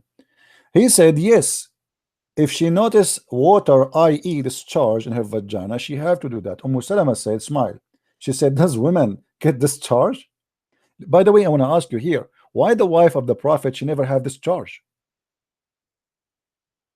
What? The wife of the prophet, Salama, she said to Muhammad, what? Women, they have orgasm? Do you see it? Okay, so why the wife of the prophet, she never have orgasm? She never heard of orgasm. She's going crazy here. She heard that the women, this woman, she have orgasm. So she's saying, does the women have orgasm? So why she is a wife of Muhammad, but yet Muhammad was not able to make her have orgasm until now? What do you think? This is not the topic. This is the topic. Here we go. We are reading this. This is the topic, my friend. This is the topic. So your prophet, he is not good in bed. Your prophet is not good in bed. I don't think he is using the right parts when he have sex. We have to admit. Otherwise, how a woman, she is married to Muhammad all those years, but she have no idea what orgasm is about, and she cannot even believe that women have orgasm. Oh, I can show you a proof that Paul is a false apostle. Okay, what Paul have to do with the orgasm of your prophet now? Oh, you're changing topic. Okay, let's continue. And the Allah apostle said, otherwise, why the child resembled the mother? So now this woman, she have orgasm and she have wet water in her vagina, and Muhammad, he claimed that because of that wet water, the child resembled the mother. Do you see it? It resemble the mother by looking. The face will look like the mother. What about the breast? Does it say the face here? Does it say the word face? No, it says resemble. Okay, resemble. It's mean you will look like your mother, exactly. Not only the face. Yes, face. Which resemble, if I resemble my mother, that's mean I became a female. Because my mother, she have a breast, she have a private part of a female. She is a woman. So to resemble a woman, you have to be a woman. No. Okay, can you say ow? Because you are saying to me meow. Well, what does have to do? Don't you see it's in front of you? Okay, let me make it more clear for you. No. According to your religion, when you're a prophet, he is saying that if the man have orgasm first, the baby will be resemble the father. Okay? Yes. Okay. Salama, she never have orgasm, as you see in the hadith. Correct? Yes. Okay, that's mean the children of Muhammad, they will never resemble anyone else except him. No. What do you mean no? You are it says that if the women have orgasm first, the baby will resemble. You are the one who said that to me. What's wrong with you? No, no, no. We, you.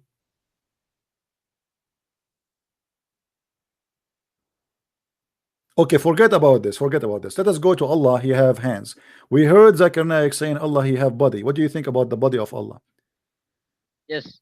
How the body of Allah resemble who? His mother or his father? Nobody. Nobody. So how you know that the body of Allah does not resemble nobody? Because he says nothing is like me. Okay, nothing like me too. Even my dad is not like me. So does that mean I am God? I'm not like anyone. This is why if I commit a crime, the police, they can find me from my fingerprints, from my DNA, because I'm not like anyone. Does that mean I'm God? No. Okay, so what does not like anyone mean? I mean, Muslim, you keep repeating the same thing. The Bible says that God is nothing like God, but this is about his glory, about his power, about his ability, not about his fingers. So when your prophet, he says Allah have two hands on the right side. Yes. Why he's saying that, do you think? Because Shaitan has two left hands. Oh, the shaitan. Okay, here we go. We got a smart Muslim here. So shaitan have two hands and they are left. Allah, he have two hands and they are right. That makes sense. Okay. Now, what will happen if for Allah if he have hand in the left side? He will become shaitan? Yes. Okay. So what is going to decide who is God is the location of the hand. So if I show you a spider have only legs from the right side, that means he's Allah. No. You are the one who just said to me, Shaitan, he have what? Animal. Show one animal that has two right legs. Show me. Show me what? He have two right legs. It's show okay. Me an animal that has two. I can cut them off. Show me. I can cut them off, and he will have two. He will have only legs from the right side. That will make him Allah. No. No. Okay. Okay. Let us go to something more clear. As long Shaitan he have left hands only, he don't have right hands, and Allah have right hands only, and he have two hands in the right side. If something in the left side of Allah and he wanna grab it, how he can grab it? That's right hand. But that is not in his left no more. He have to move. I mean, that will be funny. What? How he can do that? I mean, you're okay. Imagine yourself. You have two hands in the right side, and there is something in your left. Okay, so it's something in my left. Let us say Christian Prince, he stood next to Allah and he spanked him, but he stand next to him in the left hand. How Allah he can respond? Say that. What? I'm just trying to figure out what this God is about. Like, oh, you got the devil. Okay. Abdul. You said that Shaitan he have two left hand in his his side. What about the penis of Shaitan? Is it in his left? In his two arms. Allah has two arms. Allah have two arms, but where is the penis of Allah? Okay, fuck you and your God. Fuck you. Why you are upset? Why upset? Take it easy. Did you eat garlic today? Hello?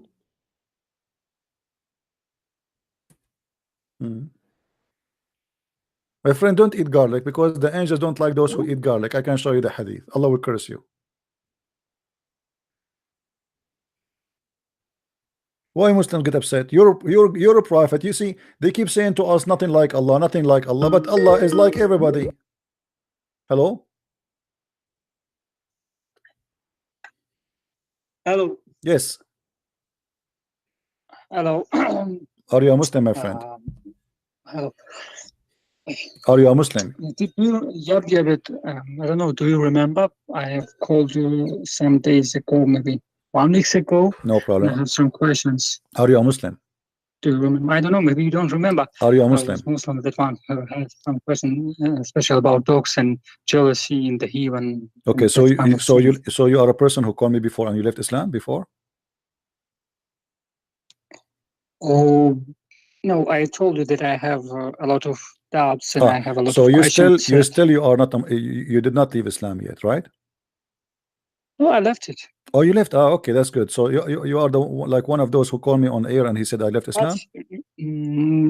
I've just was waiting for people, for somebody, for state scholars that I mentioned last time who can call you and debate with you about that questions. And just right now was some guys who called you and so my friend, I'm happy for you that you left Islam. What do you want to say to us? Go ahead.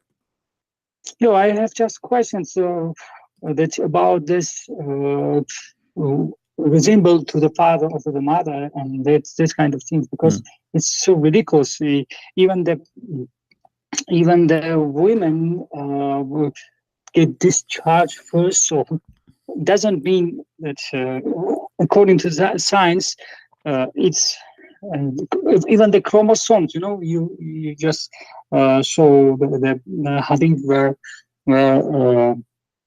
mentioned somebody, some Muslim scholars add that meaning that there was talking about chromosomes and genes, but the problem is all the women, I mean, X chromosomes and Y chromosomes all going with sperm, which going from the man. So it's mean that all of this doesn't. To make it simple, my friend, to make it simple, the water of the woman is not her egg. There is an egg. Muhammad is talking about water in her vagina. This is stupid.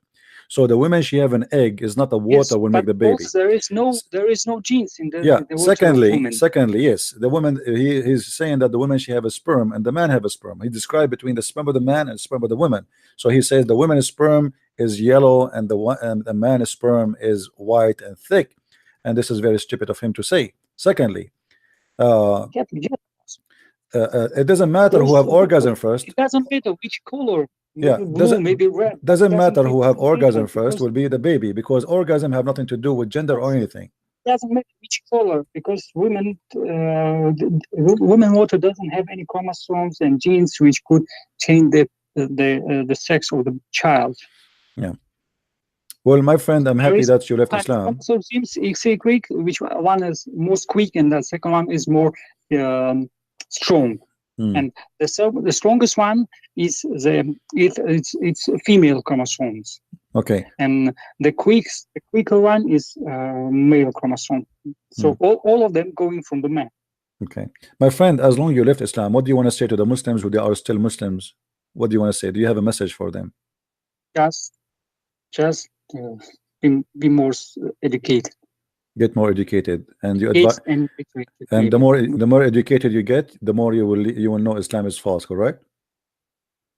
I mean, there is not because of is it false or not. It's just ridiculous sometimes. Yeah, this is what it means. False, ridiculous. It means stupid. This is what it says. You are saying stupid. I understand.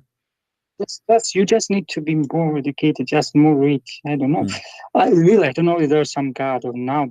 Maybe there is, but that kind of God, which I don't know, which solving. What do you think about Allah having two hands in the right side? What do you think about Allah having two hands? Violence. About Allah two hands. What do you think about his hands in the right side? The problem is, all of them telling that the Allah also have two hands, and and both of them are right, and everybody who is left-handed, about 50% in the 50% of women in the world are left-handed. No, this is about left-handed, my friend. This is about his two hands. No.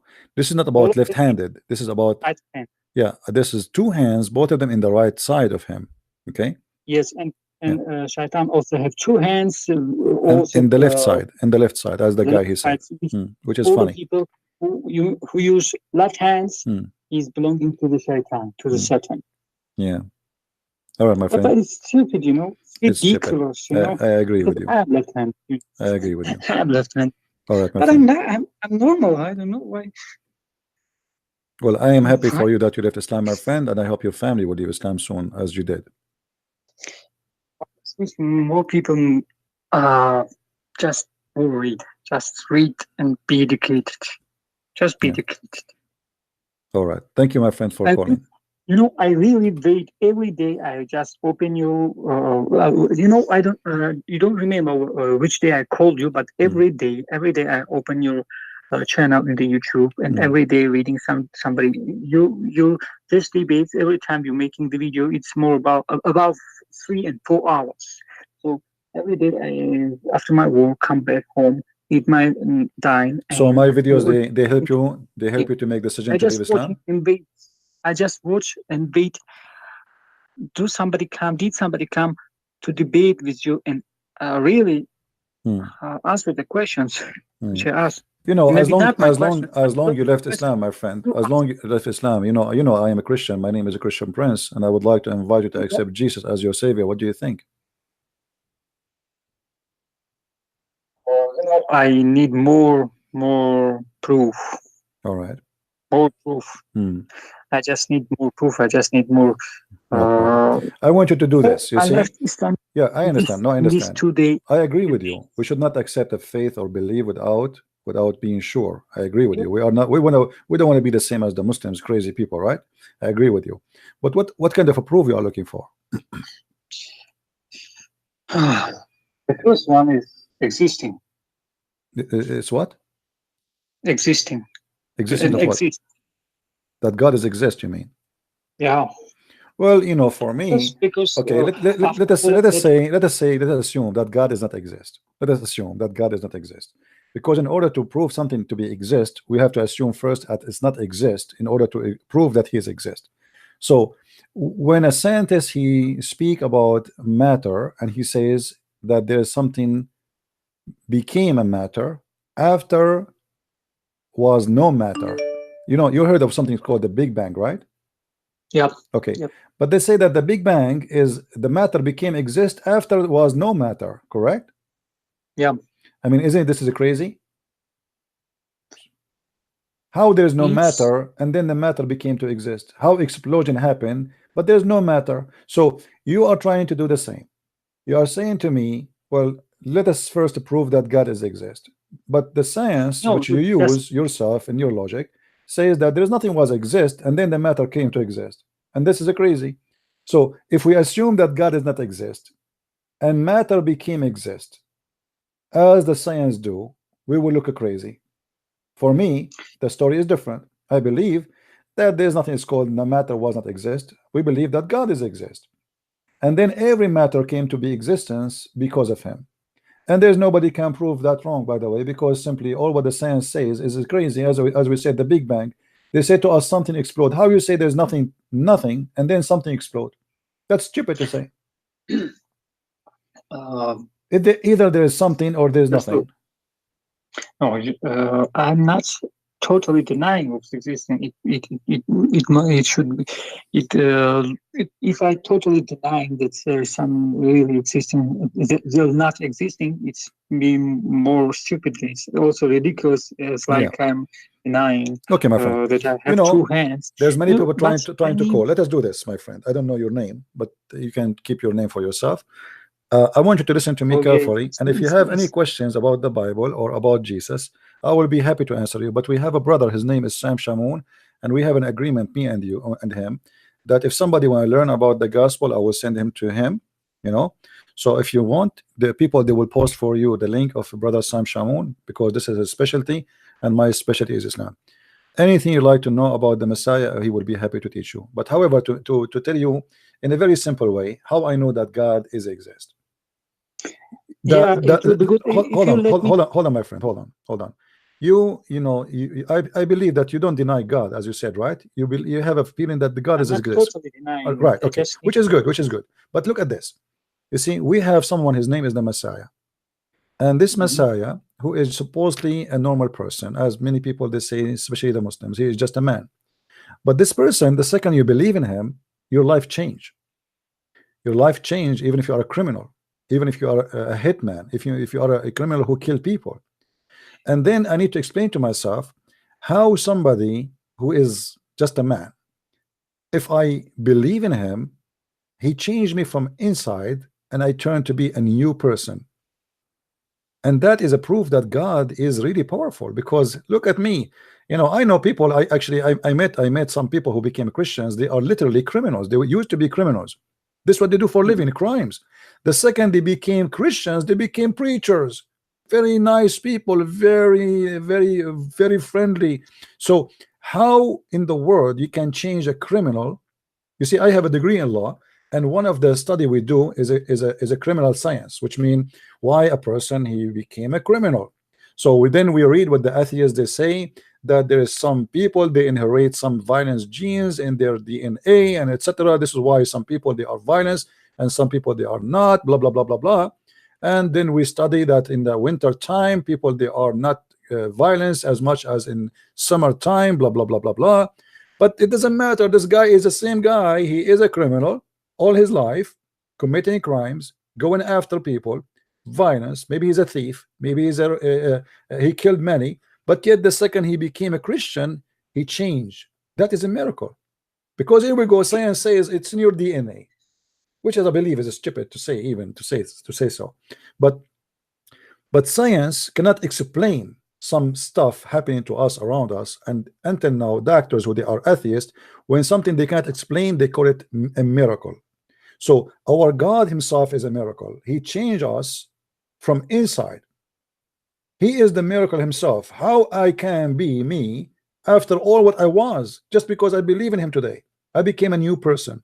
This is why we Christian, we believe that when we believe in Jesus we are reborn again. We are not just by okay, I'm born from a Christian family, that will not make me Christian. We don't believe in that Christianity. You are reborn again with Jesus, and the second you became reborn, you became a new person in the belief, new person in the behavior, new person in your love and your deal, and how you see the world. Even the vision of things around you will change. That is the proof for me that Jesus is my Lord. Same time, there's tons of proofs around us. Miracles happen every day in the name of Jesus. But I start with myself. I believe in Jesus and he changed me. I am better than what I used to be. The more I am far away from him, the more I am worse. A true believer in Jesus, he will be an amazing person. And the more he is close to the Lord, the more he is more amazing. So you might find a Christian person, he's a lot better than Christian Prince. Why? Because he is more close to the Messiah. I am still far away. So this is how we learn about him, that he exists. He changed us. We feel different, we see different, we think differently. You will go in the street, you see a person who is a Christian who believes in Jesus, you see how his face is calm, he is relaxed, he's happy. You go in the mosque, you see Muslims are upset, are angry, shouting like crazy. The devil is there. You know, if you let me say just one minute about the Christians and how are they happy. I don't know. It's not me who can judge somebody, but you know, I have a friend when I was at school, I was studying. This my friend was very good, you know. He also come with me get to the mosque, and after sometimes I realized that he became Christian. You know, you know, in that place, like Muslim countries place, and where about 99% of people are Muslims, how it's danger to become Christian for him. He was about maybe, I don't know, and I don't want to lie, I don't know, but he was very young, very, very young. And I saw how he suffered, you know, because every time when all the Muslims, all the friends, all the classmates, and all the people, neighbors of him get to disturb him, got something, just want to get for him some problems, hit him or sometime. And he was very, very, you know, very kind. He never was aggressive. I don't know. So I don't know, is the Islam is the religion of peace or other religion, but and so really it's like that for my head. I'm not. All right, my friend. You see, I will let you to make Christian, or maybe I like Christian. No problem. You know, take your time. I advise you to read the Bible. I advise you to read the Bible, and take your time, think about it. I just want to say. Yes, I just want to say that I really watch a lot of Christians who are really peaceful and very, very kind to other people. I don't know if there are some religion of peace in these days, in 21st century, it must be Christian. Yep. All right. Thank you, my friend. I appreciate you, and I pray, and that's all the Christians here pray for this, our brother here, that may the Lord, you know, send you an invitation in your heart and bring you to Him. And we pray, even if you don't become a Christian, I say to you that the Lord, He love you, and the Lord, He want to bless you, and the Lord, He want you to be safe, and the Lord is not against you, and He don't hate you. He love every one of us. Christianity is not about Jesus. He love Christians only. God, He love all those who belong to Him, and you belong to Him, my friend. So I pray to the Lord that He will save you, and He will bring you, and He will show you the truth.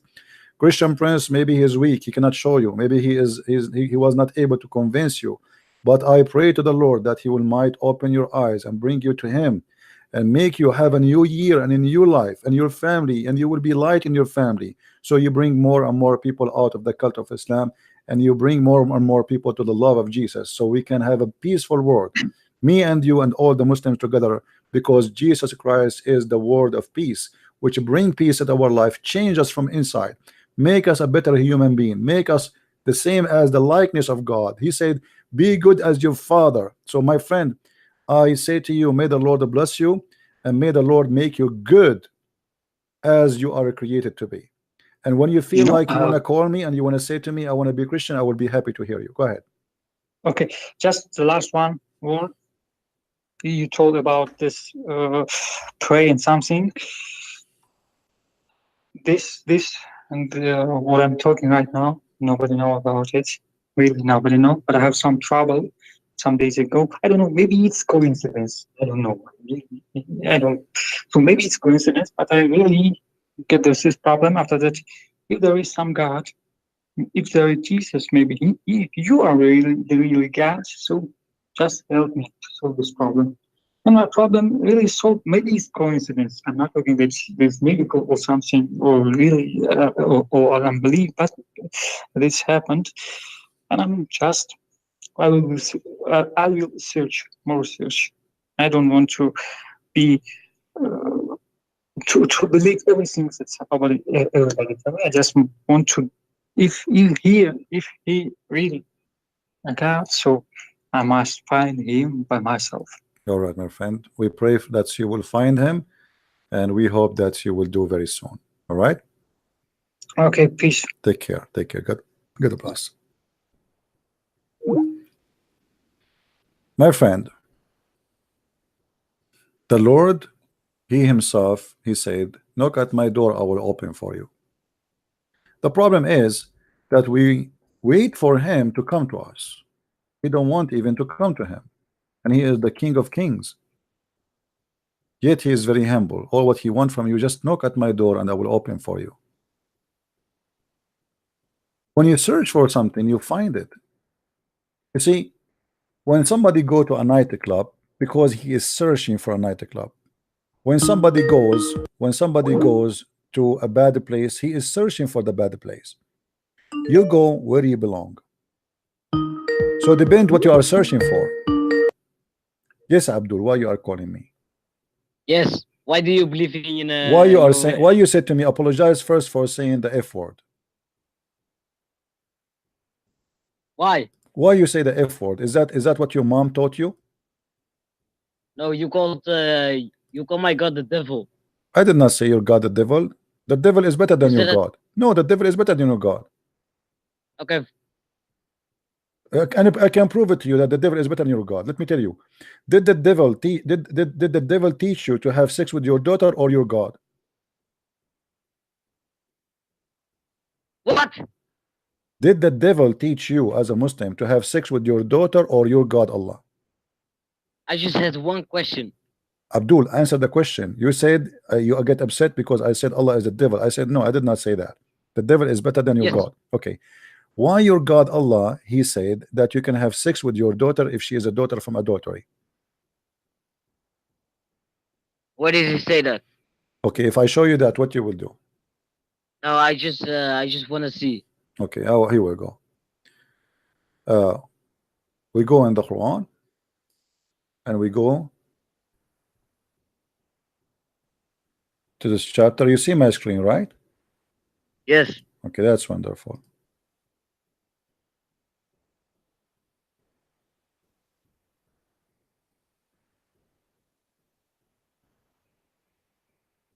Okay.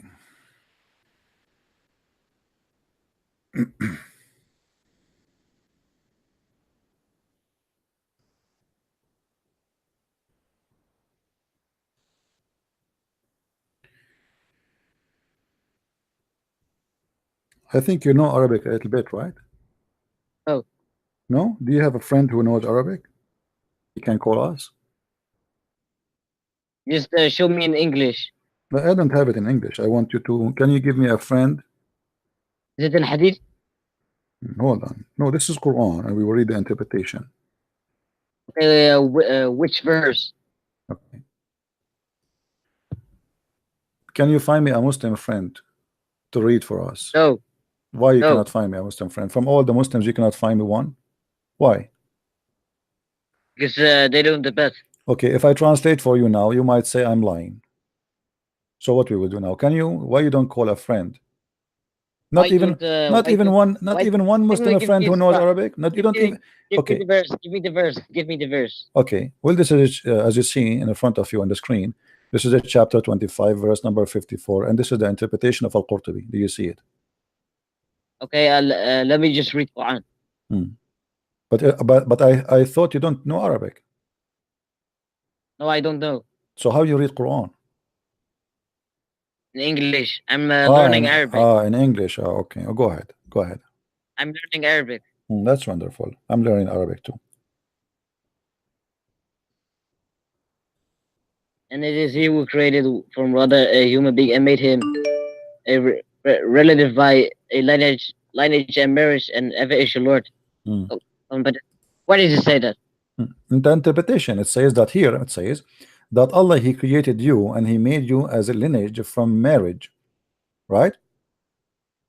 He created you from water. He created you from water, and he made you after that from lineage, which means from marriage, correct? Okay. The tafsir thought that. And the tafsir says, hold on. The tafsir says. Wait. The tafsir thought that the mountains are effects from that the earth was on a giant well on his back, and that the mountains are like facts to prevent the earthquakes from him. Yeah, this is true. The Quran teaches the tafsir says that Allah he carry the earth is carried in the top of a ball. Yes, the mountains are facts to prevent him. They all say bullshit. So you are saying to me your scholar they say bullshit? Yes. Why your scholar they say bullshit? What do you think? Because they were living in the 14th to 10th century. Okay, so now me and you we agree that your scholars they are bullshit scholars, correct? Yes. Okay, thank you very much. Well, that's nice. I mean, I'm happy that you have a bullshit scholars. Do you have any scholars not bullshit? In the 21st. Are you saying all the scholars they are bullshit? Because we just played Zakir Naik. He said Allah have a body. Do you agree with Allah having a body? No. I mean tafsir.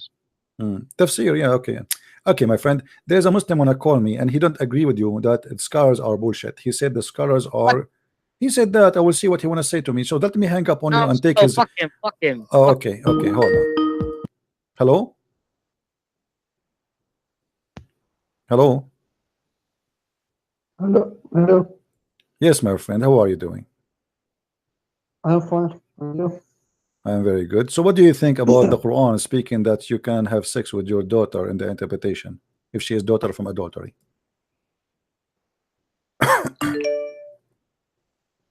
Where is the hadith? You are the person who speak Arabic. You are perfect. It's in front of you. This is the chapter of 25, verse number 54. And this is Tafsir al-Qurtubi as you see in the screen. Jami'u al-Ahkam al-Quran al-Qurtubi. And read with me. Here we go.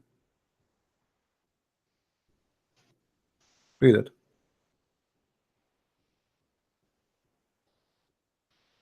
You speak Arabic. You are Moroccan. You are Moroccan. Okay.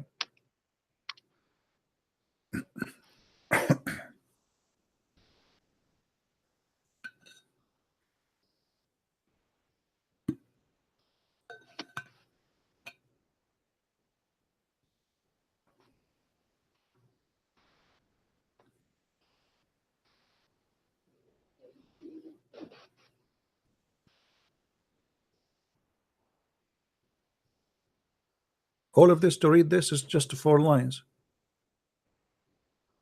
But this is not a hadith. This is just interpretation. Okay, it says you can have sex with your daughter if she is daughter from adultery. Why you Muslim believe in that?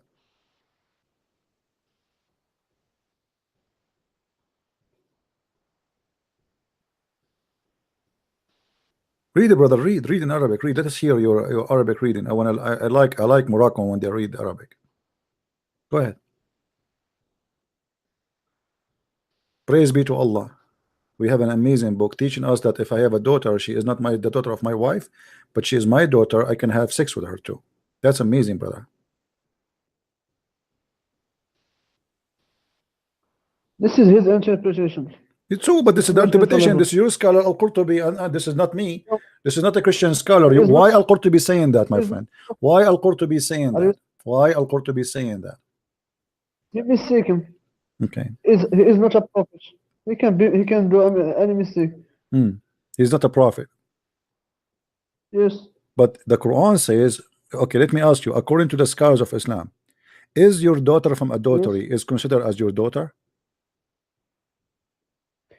I don't know about this. Oh, don't tell me you do not know. Suddenly you do not know. Come on, you are a Moroccan person. You speak Arabic. You know, yes, your Arabic is funny like your prophet, but it's still okay. You can read. So don't tell me I do not know. According to Islam, a daughter from adultery is not considered as a daughter. You know that. She don't have inheritance. She cannot carry the father's name. She cannot take money from the father. She is no one. Why? Because she is not considered as a daughter. Correct? Listen, this subject. I don't know. No, this is the subject. This is the subject. Because of that, she is not your daughter. So the Quran forbid you from having sex with your daughter because the one she is your daughter is only daughter from marriage. And this is what it says here. This is what it says here. If you have a daughter out of marriage, Islam forbid you, the Quran forbid you from having sex from your daughter in chapter 4, verse number 23. Hurrimat alaykum ummahatukum wa banatukum, correct? Okay, so it's forbidden for you to have sex with your daughter, but only a daughter in Islam is what? A daughter from marriage, and you know that. So what kind of a prophet, what kind of religion teaches such a teaching? What is the problem in the verse? The verse he say your mother and your daughter. The problem is saying that the problem is that you can have sex with your daughter. So let us say you are a Muslim who live in Morocco, and you step with the women out of marriage, and then she gave you a beautiful girl. According to Allah, you can have sex with the mother of the daughter and the daughter in the same time, as you see in front of you on the screen. The verse didn't say anything about. My friend, does the scholar says that, or I'm lying? Scholar is not the Quran. My friend, okay, so why you call him a scholar if he's a scumbag? Why you call him a scholar if he's saying something stupid like this? How you allowed him to even exist as a scholar to teach you Islam and Allah, and you Muslim call him a scholar, but he give you the garbage if this is not true? If a scholar wants to say something, you cannot force him to not say it. This is his opinion. Okay, what is your opinion, my friend? So how we understand Islam then? If this is the opinion of the scholar saying I can have sex with my daughter, and the opinion of the scholar is wrong, so should we follow your opinion, your majesty? We should follow the Quran. Quran say you don't have sex with your mother and your daughter. Okay, let me ask you. Okay. Does the Quran says that in the heaven you are going to have whatever you wish? Yes. Okay. If somebody wished to have sex with his mother in the heaven, is that going to be granted? It depends on the person. Okay, so you are saying to me, guys, did you hear it? If a man in the heaven of Allah, he wished to have sex with his mother, it's fine. He can have sex with his mother. Why you are saying it's okay? Okay, according to who is it wrong in the heaven? Okay, I'm asking you. According, you said it's right. No problem. I'm not saying wrong or right. I'm asking you. What is the wisdom? What is the wisdom? What is the wisdom in your religion that in the heaven you can have sex with your mother? In the heaven, Allah will give you whatever you want. If you want it, this is your business. So okay, so in the heaven of Allah, if somebody he is a gay, he's a homosexual, and he would have sex with men, is he going to be granted men to have sex with? My friend, Allah, He says you will get whatever you want. He didn't go to the details. My friend, that's it. I got you. I got you. So in the heaven of Allah, in the heaven of Allah, in the heaven of Allah, you will have whatever you wish. A guy who is a gay, he like to have it bang bang from the wrong location. You know what I'm talking about. Allah, He will grant him. Allah will give him a gay to if together. So the heaven of your God is what is that? I mean, when we say whatever you wish, that's mean. So what the point of saying you cannot do this on earth, but you cannot do it? You can do it in heaven. Why Allah says that being a gay in earth is a big sin, but being a gay in heaven is okay? Do you know why? Why? Because in the earth it's a test, but after in the heaven there is no sin, there is nothing, there is no the day of judgment. So you will live here forever. So in the heaven of Allah, you Muslims are a bunch of hippies. You are a bunch of hippies. You have your penis in your hand and you go and you put your penis wherever you wish. This is what you are saying to me, right? Your mother, your sister, your daughter, your neighbor, your brother, you F everybody. This is what you are saying to me. There is no limitation. You F whoever in your way. My friend, when Allah say you can have whatever you want, if you want something, if you want to if someone, what if somebody okay, hold on. I'm not trying to insult my friend. Listen to me. What if a man he wished to F your prophet? Can I answer? Yes, sure. Go ahead. If you want to do anything to someone else, the person that you want to do it, he want to. If he refuse, you cannot do it. You know, because it depends on the two person. It doesn't say that. No, it doesn't say that. It doesn't say that. It says whatever you wish. Whatever you wish as an individual, not ever whatever you wish, and whatever you wish. But anyway, if a man he wanted to have sex with your prophet, Allah He said to him whatever you wish. Is that okay? And the prophet also he have whatever he wish. Okay, so if the prophet, you are saying to me, if your prophet agree that he will bend over the guy, he can do him. There's no problem. He will never agree because this is your how you know? How you know? Your prophet obviously he like men. Isn't it true that your prophet he put eyeliner 3 times a day? My friend, this is your assumption. I am not assumption. I can show you the reference. Is it true? Is it true that your prophet he kiss a man down his belly? My friend, we are talking about the heaven. We are talking about earth. If he is doing that in earth, why he will not do that in heaven? Muhammad already he like to kiss men down their belly. That's mean in the heaven he will like to do so, right? Your philosophy in heaven doesn't work, my friend, because the two person. Because if you want to do something what you want, the other person he will do what he wants. No problem, no problem. But you said to me that a man in the heaven he will get whatever he wish. Obviously, you're a prophet. He wished to kiss men down their belly. So you're a prophet in the heaven. Right away, when he go to heaven, he will ask Allah to send him men who have nice belly, so he can kiss them all over there. And the guy will say to him, "Please, please don't stop, please." There, right there, right there. This is the hadith in front of you. Read it. This is the hadith. Read it.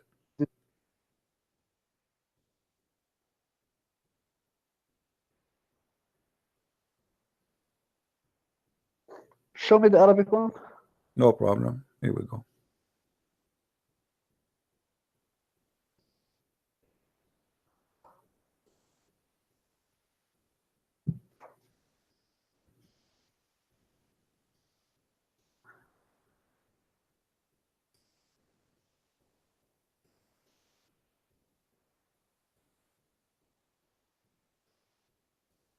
What do you think?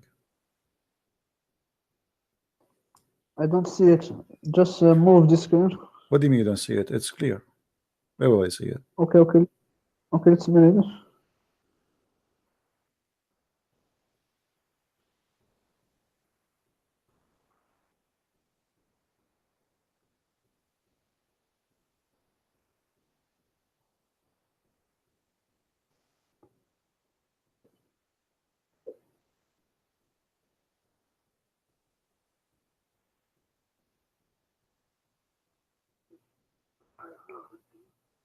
I wish Muhammad at that time he have a camera so we can watch him live. I will be the first one to subscribe to watch him in video.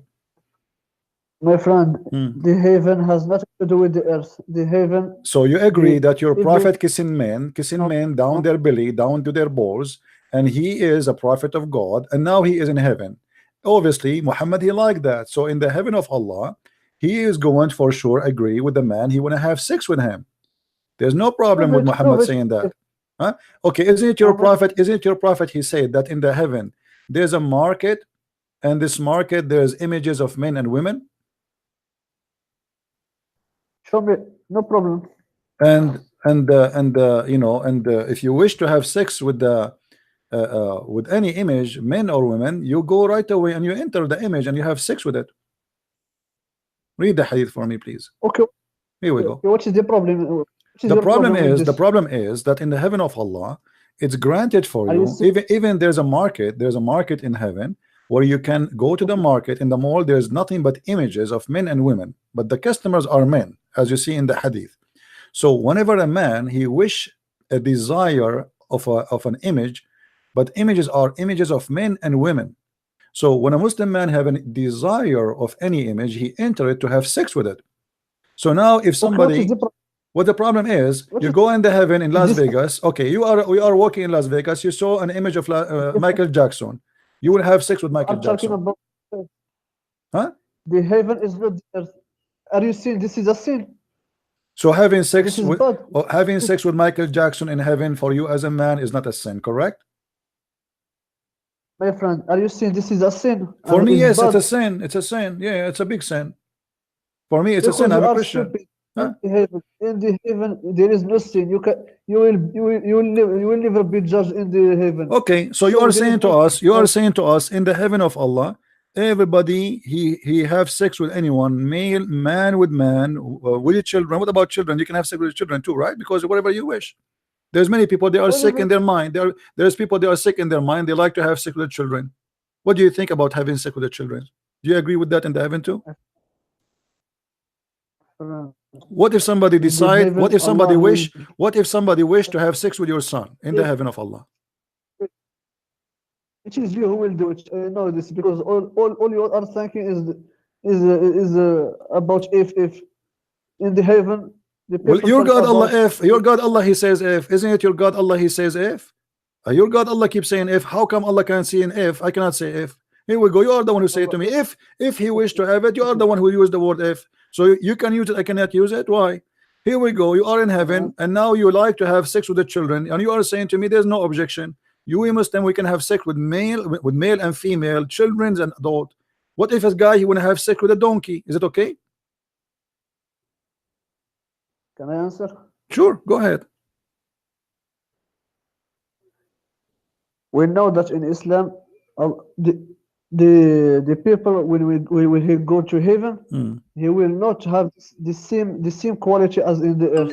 Yeah, you have a lot more ugly quality. Obviously, you became more ugly because you just said to me, in the heaven of Allah, you will turn to be addicted to sex. You have sex with everything on your way. I'm sure if you go to the heaven and you see a hole in the wall, you will put your penis there. My friend. Because nothing is forbidden no more.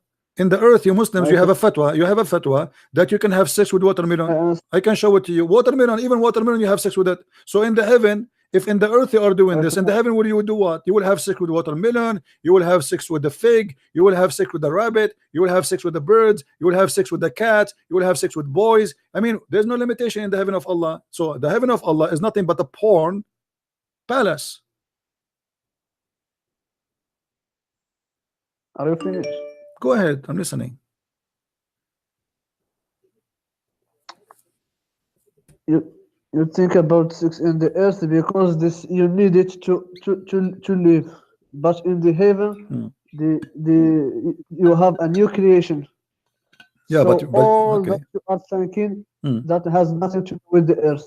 So why your prophet is promising you all just sex in the heaven? If this has nothing to do with the earth, why your prophet even he promised you that in the heaven your penis will never go soft and you will F as many as you wish?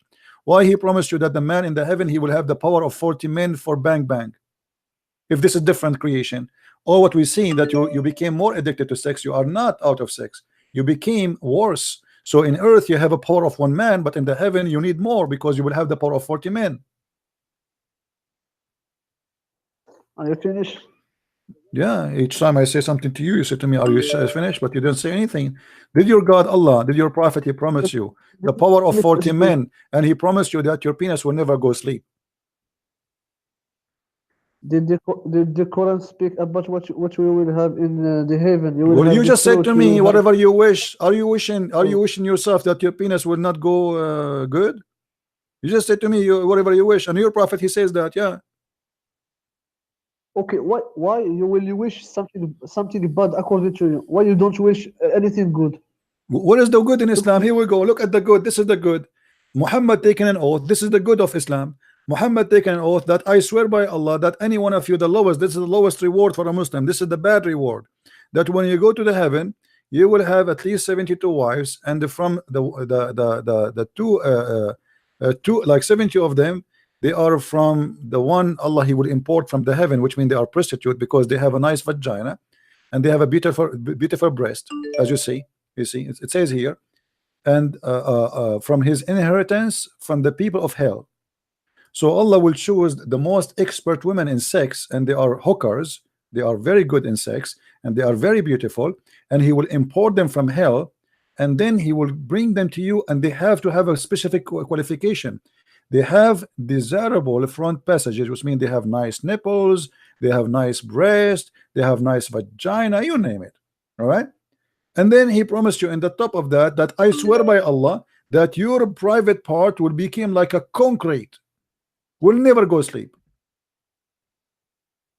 What is the problem with there's no problem? Thank you very much, guys. There's no problem. This guy, this Muslim from Morocco, he see no problem with that. No problem. Okay, this is Islam, my friend. Thank you very much. There's no problem, my friend. No problem with this. You don't see a problem here. Is it a sin?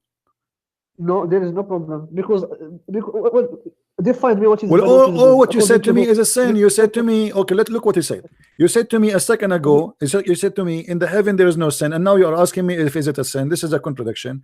You said to me it's okay to have sex with men. You said to me it's okay to have sex with your children. You said it's okay to have sex with animals, and now you are saying to me is it a sin? In the earth, I talk about the earth. It is in the heaven. In the heaven, it's okay. So in the heaven of Allah, you can do all things which was considered to be sin in earth, correct? Yes. Okay, that's thank you. Okay, thank you for calling, my friend. Thank you for calling. I cannot really stay long, Mr. Kareem. Thank you very much for calling me. I really appreciate you. You are a nice gentleman, and may Allah protect your penis and keep it for the day of judgment, because you will need it a lot. I mean, obviously this is the religion of penis, and I am not really interested in such a religion. No, sorry, I cannot take any calls. Sorry, guys. That's it for today. We will take not any more calls. But as you see, guys, here we go. This is Islam. Any comment? Any comment? Copy this video, post it around, and let people listen and learn about the madness of this cult. This is religion. This is God. I go in heaven, have sex with my mother, have sex with my daughter, have sex with my son, have sex with my goat, have sex with the rabbit, have sex with the children, and you say to me it's okay? Even have sex with pictures? And this is coming from God. Well, I believe that to have and to be in love with this, you have to be a perverted person. Sorry to say so. That does not fit with the qualification of what the one we call him God, for he is holy. In the house of Allah, what we see is a bunch of hippies have no panties, and their penis never goes sleep, and all what they do, they just screw around. It doesn't matter if it's your mother, your son, your daughter, it doesn't matter who. Anything have a hole, just go for it, even if it's a disposal machine. That cannot be from God, my friend.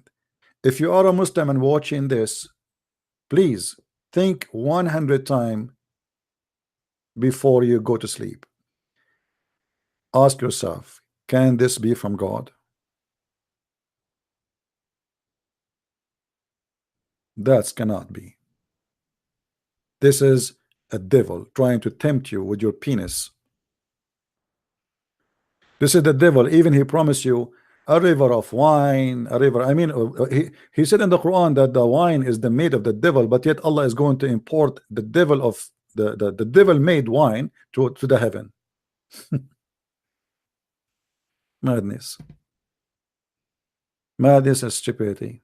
Obviously, Muhammad trying to tempt men to die for him, to fight for him, so he can get his glory, to be a king. Imagine now if I can convince all of you, how many people are listening? 1,000. If I say to you, go and die for me, and you will get paid in heaven, and just send me your money and send me your wives. That's what Muhammad did. He made a chapter saying any woman she want to give herself to me so I can bing with her. The fifth from every attack is to my pocket. The best of the attack is to my pocket. If you want to speak to me in a private, you have to pay me. Muhammad, he's God.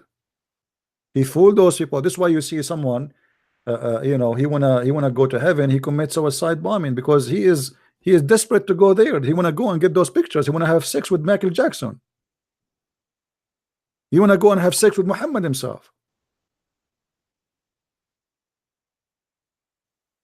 They are not in love with Allah. They are in love with their penises. This is why you see the promises is a promise made for men, but the women there, they are just sex toys. Because Muhammad, he needs fighters. He do not need women. So all the promises is made for the man, the benefit of the man. There's one hadith says that the woman, she will be 70 times more pretty in heaven, which is very stupid, very silly. Because if you are 70 times more pretty in heaven, nothing changed. Just to show you how silly Muhammad is and how he's trying to insult you. If we have a woman, her name is Fatima, we will call her F. And there is a woman, her name is Khadija, we will call her K. And there is a woman, her name is Aisha, we will call her A. And then Fatima is a 3 times more beauty than Khadija. Khadija is 1 time beauty. And the second one is twice more beauty than Aisha. And now we make them all X by 70. Nothing changed. This one will be 210 times more beauty. This one will be 140 times more beauty. And this one became 70 times more beauty, but nothing changed. You were ugly in earth, you're still ugly in heaven. Sorry, he's fooling you.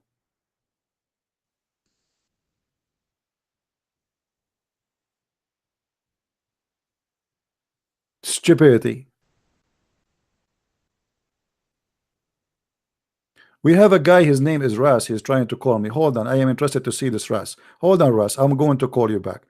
You see, I thought Ras is very upset, and I don't like to see a Muslim upset. It's against my policy. I don't like to see Muslims upset. I never made a Muslim upset, by the way, all my life. That's why they like me very much. Ras, let me call you, because I think I saw that you tried to call me, right? Okay, I'm going to call you myself. Answer, Mr. Ras.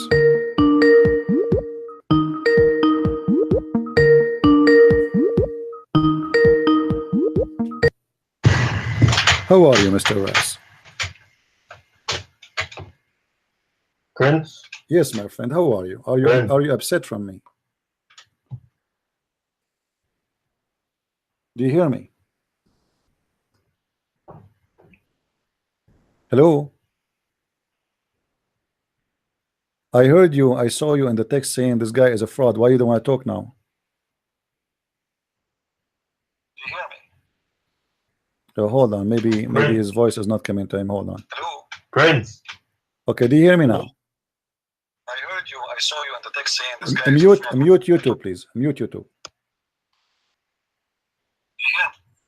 Can you hear me? Yes, mute YouTube, please. Sorry? Mute YouTube so we don't have double voice. What do you want to say to us, Mr. Yes. Ras? Why you are upset?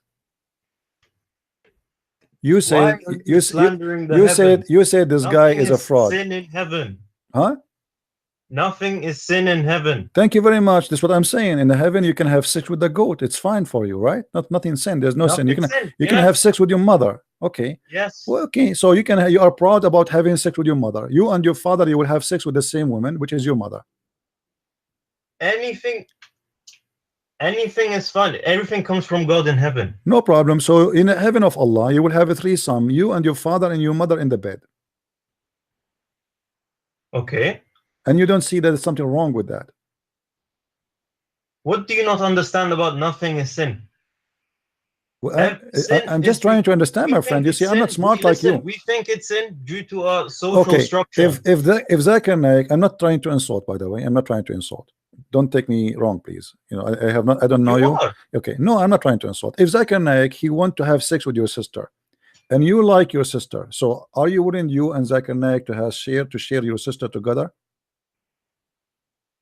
In this case, Zakir Naik in heaven, he would have a situation in which he could. He could. So you and your sister and you Zakir Naik in one bed. But it wouldn't be my sister. Why not? In heaven, think of it as anything can happen. Well, anything can happen. So your sister, it's possible that you and Zakir Naik having sex with your sister in the same time. That's amazing. I mean, what I can say. This is beautiful, my friend. I'm really in touch. I'm thinking now to convert to Islam. And can you tell me what is the wisdom behind this? Why? Why your sister and Zakir Naik and you in the bed and you don't see that there's something wrong with that? Why you think there's nothing wrong with that? Look, okay, due to our social structure and morals, yes, it's wrong. But when you get to heaven, anything can happen. Anything can happen. Yes. What if somebody want to have sex with the Prophet Muhammad, peace upon him? If it's in heaven, yes. So the Prophet, he will take off his panty, he will bend over, and we will see somebody doing him from his behind. In my heaven, yes. Okay, that's wonderful. And do you think you will be hurt if somebody do it to you because you're a man? I mean, I think that will be hurting you badly. Do you think Allah will ease your anus pain? No, listen. That person, whoever who wants to do it, he would be able to do it in his own time and space. Time and space, no problem. But he need his penis too. So you are a man now, and a man, he want to do sex to you, and now because you are a man. Unless you are used to it, I mean, it's going to hurt badly. Do you think Allah will make it easier for you when Abdur he do? I would not be the one that he does it to. I'd be. Why? You like to do it to men? You don't like men to do it to you? No. It'd be a different me in a different time and space. Oh, so your anus will be bigger in the heaven. Okay, I got that. No. So what do you mean? I am different me? You are saying different me. I don't know. A me in a different time and space. I understand different time and space. I get that. Okay, explain to us different time and space. What does that mean? Let us see what I try to say. For example, you can have a dream about someone, but that someone it's not the person in real life, real time. Oh, okay. So you can dream about someone, not necessarily he's from real time, but he will become real for you, right? Yes. Okay. So what if you dream about something real? You can dream about someone real, right? Yeah. Yes. Okay. So if you have a dream that you have sex with Muhammad Ali Clay. Yes. My answer is yes. I just explained to you. Look like you are waiting for it, because you said yes, wow, man. Look like you are dying for that. Because you go in a loop. Because you repeated the same thing. I said yes already. Okay. So my friend, after you spend all your day having sex with men and women and your mother and your sister, as you said, don't you think this is really weird? I mean, what kind of heaven this heaven is? It is weird because due to our moral and human minds, yes. But once you go to heaven, you are free from that. So you are in the heaven of Islam. Let us make it clear for the audience, me and you. In the heaven of Islam, you will be free from your moral, correct?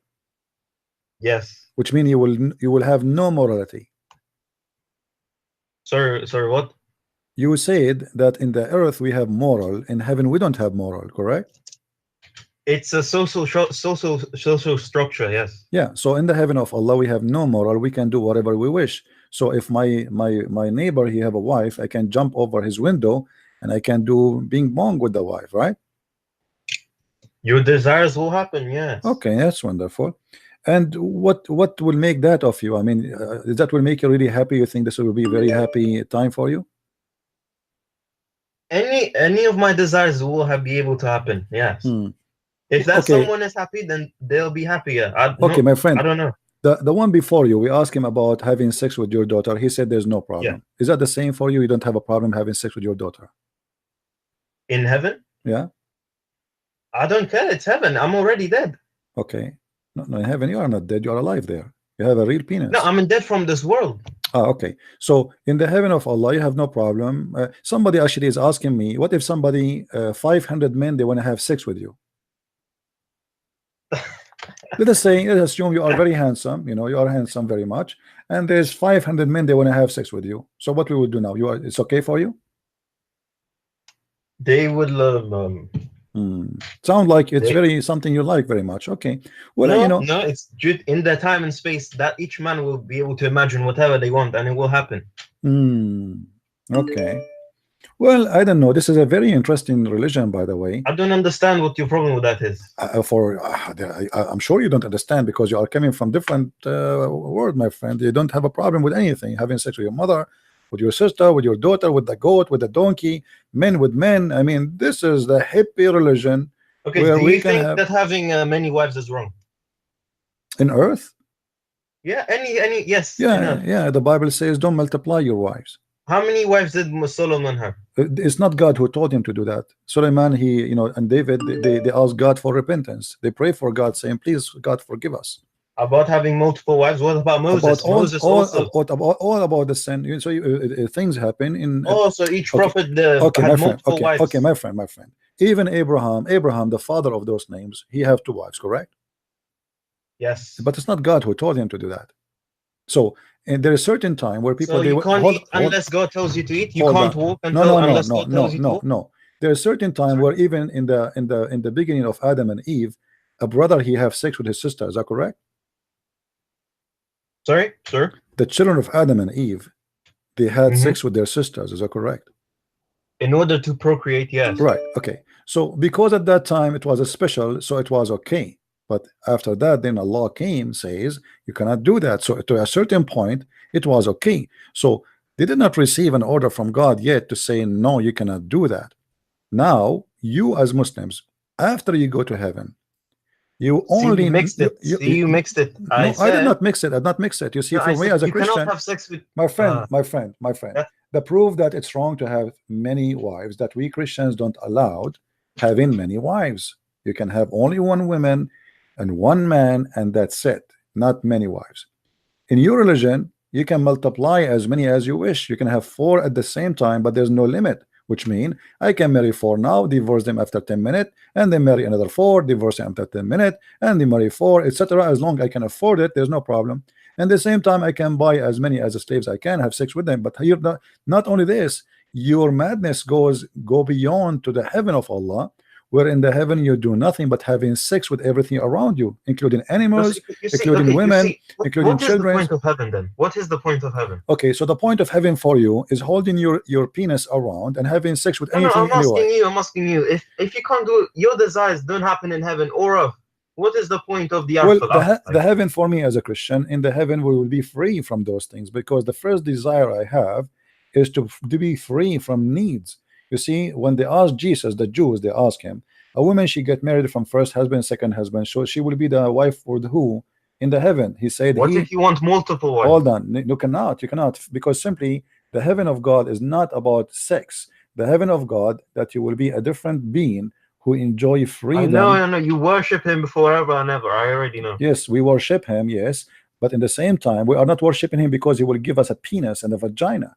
We worship him because he will share his glory with us, and we will be free from slavery. Because sex is slavery. That is slavery. No, it's the opposite. Yes, you are worshiping, sitting there worshiping forever and ever. Isn't that no? hell? This is not slavery, because we believe in a free will. Nobody is forcing you. Don't worship him if you want. Also, you don't have to worship him. No, my friend. I don't have to worship him. Yes, I don't have to, because I can be a pagan like you who kiss a black stone, worship a vagina, who kiss it and lick it. But I choose not to be. So it's a free will. Now you, as in the heaven, you have free will in heaven. Hold on, you have free will in heaven. Yes, because simply I will be free. This is the free will. I will be free. Okay, so you have the free will of having as many wives as you want? No, the free will is to be the same as angels, which means we will be pure. This is the free will. My free will there, I will not be having the nature of sex and food and etc. Okay, that's not free will. Hold on, let me explain to you. The will of doing whatever you want. Listen. Let me explain to you. Free will means being able to make a decision without being affected by anything else. That's correct. But because now you are different nature, you will be the same as angels. You are not a human being who is carrying his penis and desire sex. You will be different creation, and you will be different person. So he said he and she, they will be the same as angels. What angels are about? They don't have desire for sex. They don't have desire for food. They don't get hungry. They don't need to eat. They do not need to sleep. So we will be free from all our needs. So we will be free, and this is the best promise God can give you. He give you your freedom. You live as if you are not God, but as if you are a person who is close in nature to God. You will be free from all the needs. You don't, and happiness will be different. So you Muslims, you understand happiness from the west and down. For us, we Christians, we understand happiness from the heart and up. We will enjoy the glory of the Lord to be with him, and we will be free from our needs. In Islam, you will become a slave of your needs, and he will increase your needs. So your penis cannot even sleep no more. So now you have more needs of sex. Your penis need more men and more women and more goats and more watermelon to have sex with them. So you became addicted to sex, and you are a slave of sex. So your God don't give you freedom and joy. Only pleasure your God, no, my friend. Okay, anyway, thank you very much for calling. I did call you because you said Christian Prince is a fraud, but look who is the fraud here. The fraud is the one who promised me I will have sex with my mother in heaven. I will have sex with my daughter. I will have a threesome with Zakir Naik, with the sister. That is the fraud myself. This cannot be from God. Anyway, you can call me anytime you wish, but today our time is up. Guys, did we have a good time today? Was it good? All right. It looked like the new year bringing us more Muslims, and more people are leaving Islam.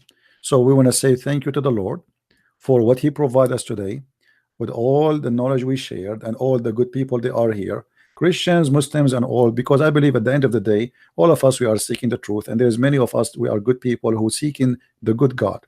The good God, my friend, is not a pimp. The good God is not a person who provide penises and vagina. The good God is not a pimp who work in Las Vegas. The good God is the Messiah. So be here, be holy like your father. Be holy. The heaven of Islam have nothing to do with God. That is madness. What we heard today is nothing but madness, is nothing but crazy. If you want to learn more about the sexuality in Islam, you can go and get my book, Sex and Allah. It's 2 volumes, and you will see what you cannot believe. What you heard today in this session is nothing compared to what you will read in the books. Islam is really a sick cult, and they try always to fool you, and they say to you Islam is a good religion. I advise all of you to, maybe the video is long, you can cut from the time when the Moroccan he start and post it around and let everybody learn about the heaven of Allah. And trust me, you will find a lot of people listening and learning. And always, if you try to contact me or to come to my page, you will see the banner in the screen where it says Patreon, or you can go to minds.com and you can follow. You will see always I post my video there, so to get updated where is my channel in YouTube. Minds/Christian Prince, that is my page. Always you can get back there, and you can go and subscribe to my Facebook too if you wish to do so, and Patreon, and I am in Instagram as the Arabian Prophet. I want to say thank you for being here. May the Lord bless you, all of you, and until we see you soon again. Christ is Lord, and he is the good God, and no one like him. and Allah for sure is nothing but a scam. And here we prove it every day, every moment, and nobody can prove us wrong. We give our glory to him, for he is the one who provides us with knowledge, and he is the one who provides us with right words to say. And I apologize if I offend any, but I am here to offend many, because the truth always offend, and that's the purpose of saying the truth, is to offend you, so you will see how bad it is, and then you will fix and correct yourself. Thank you. May the Lord bless you, and Happy New Year from a Christian Prince. Love you all. Thank you, and thank you again for those who made donations. I really appreciate you. God bless. Take care.